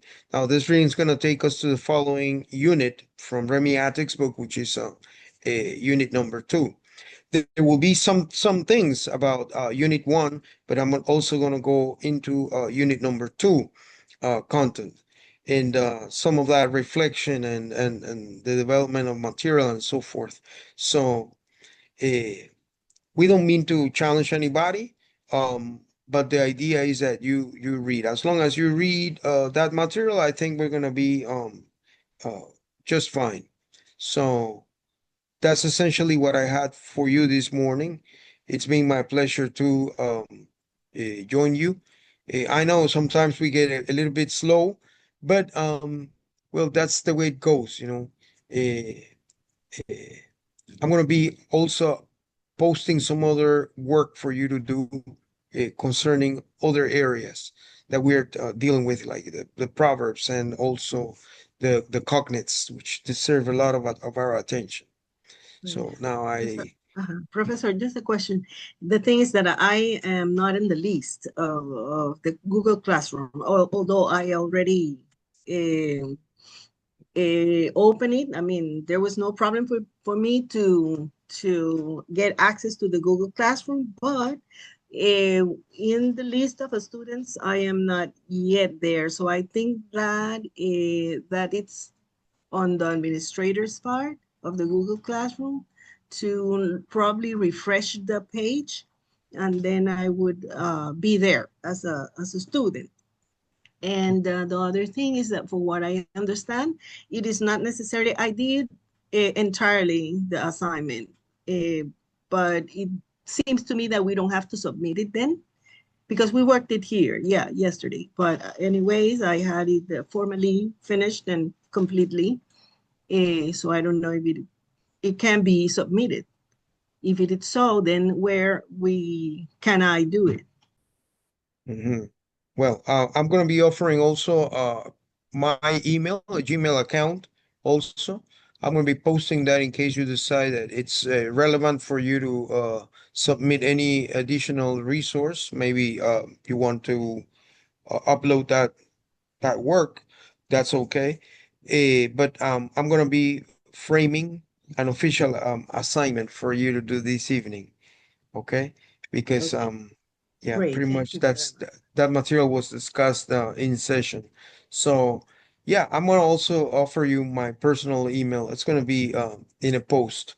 So thank you for your Appreciate it. observation. Thank you very much. Thank you, Professor. Thank you. Well, Professor, have you concluded for today? Yes, I don't have anything else for the morning. It's already noon. Yes, noon. Well, my dear participants, that will be it for today. Thank you for participating. We had very nice discussions about terminology and culture that, I think was very important. Well, that will be it for the day. God bless you and have a nice day. We'll see you tomorrow at 8 o'clock.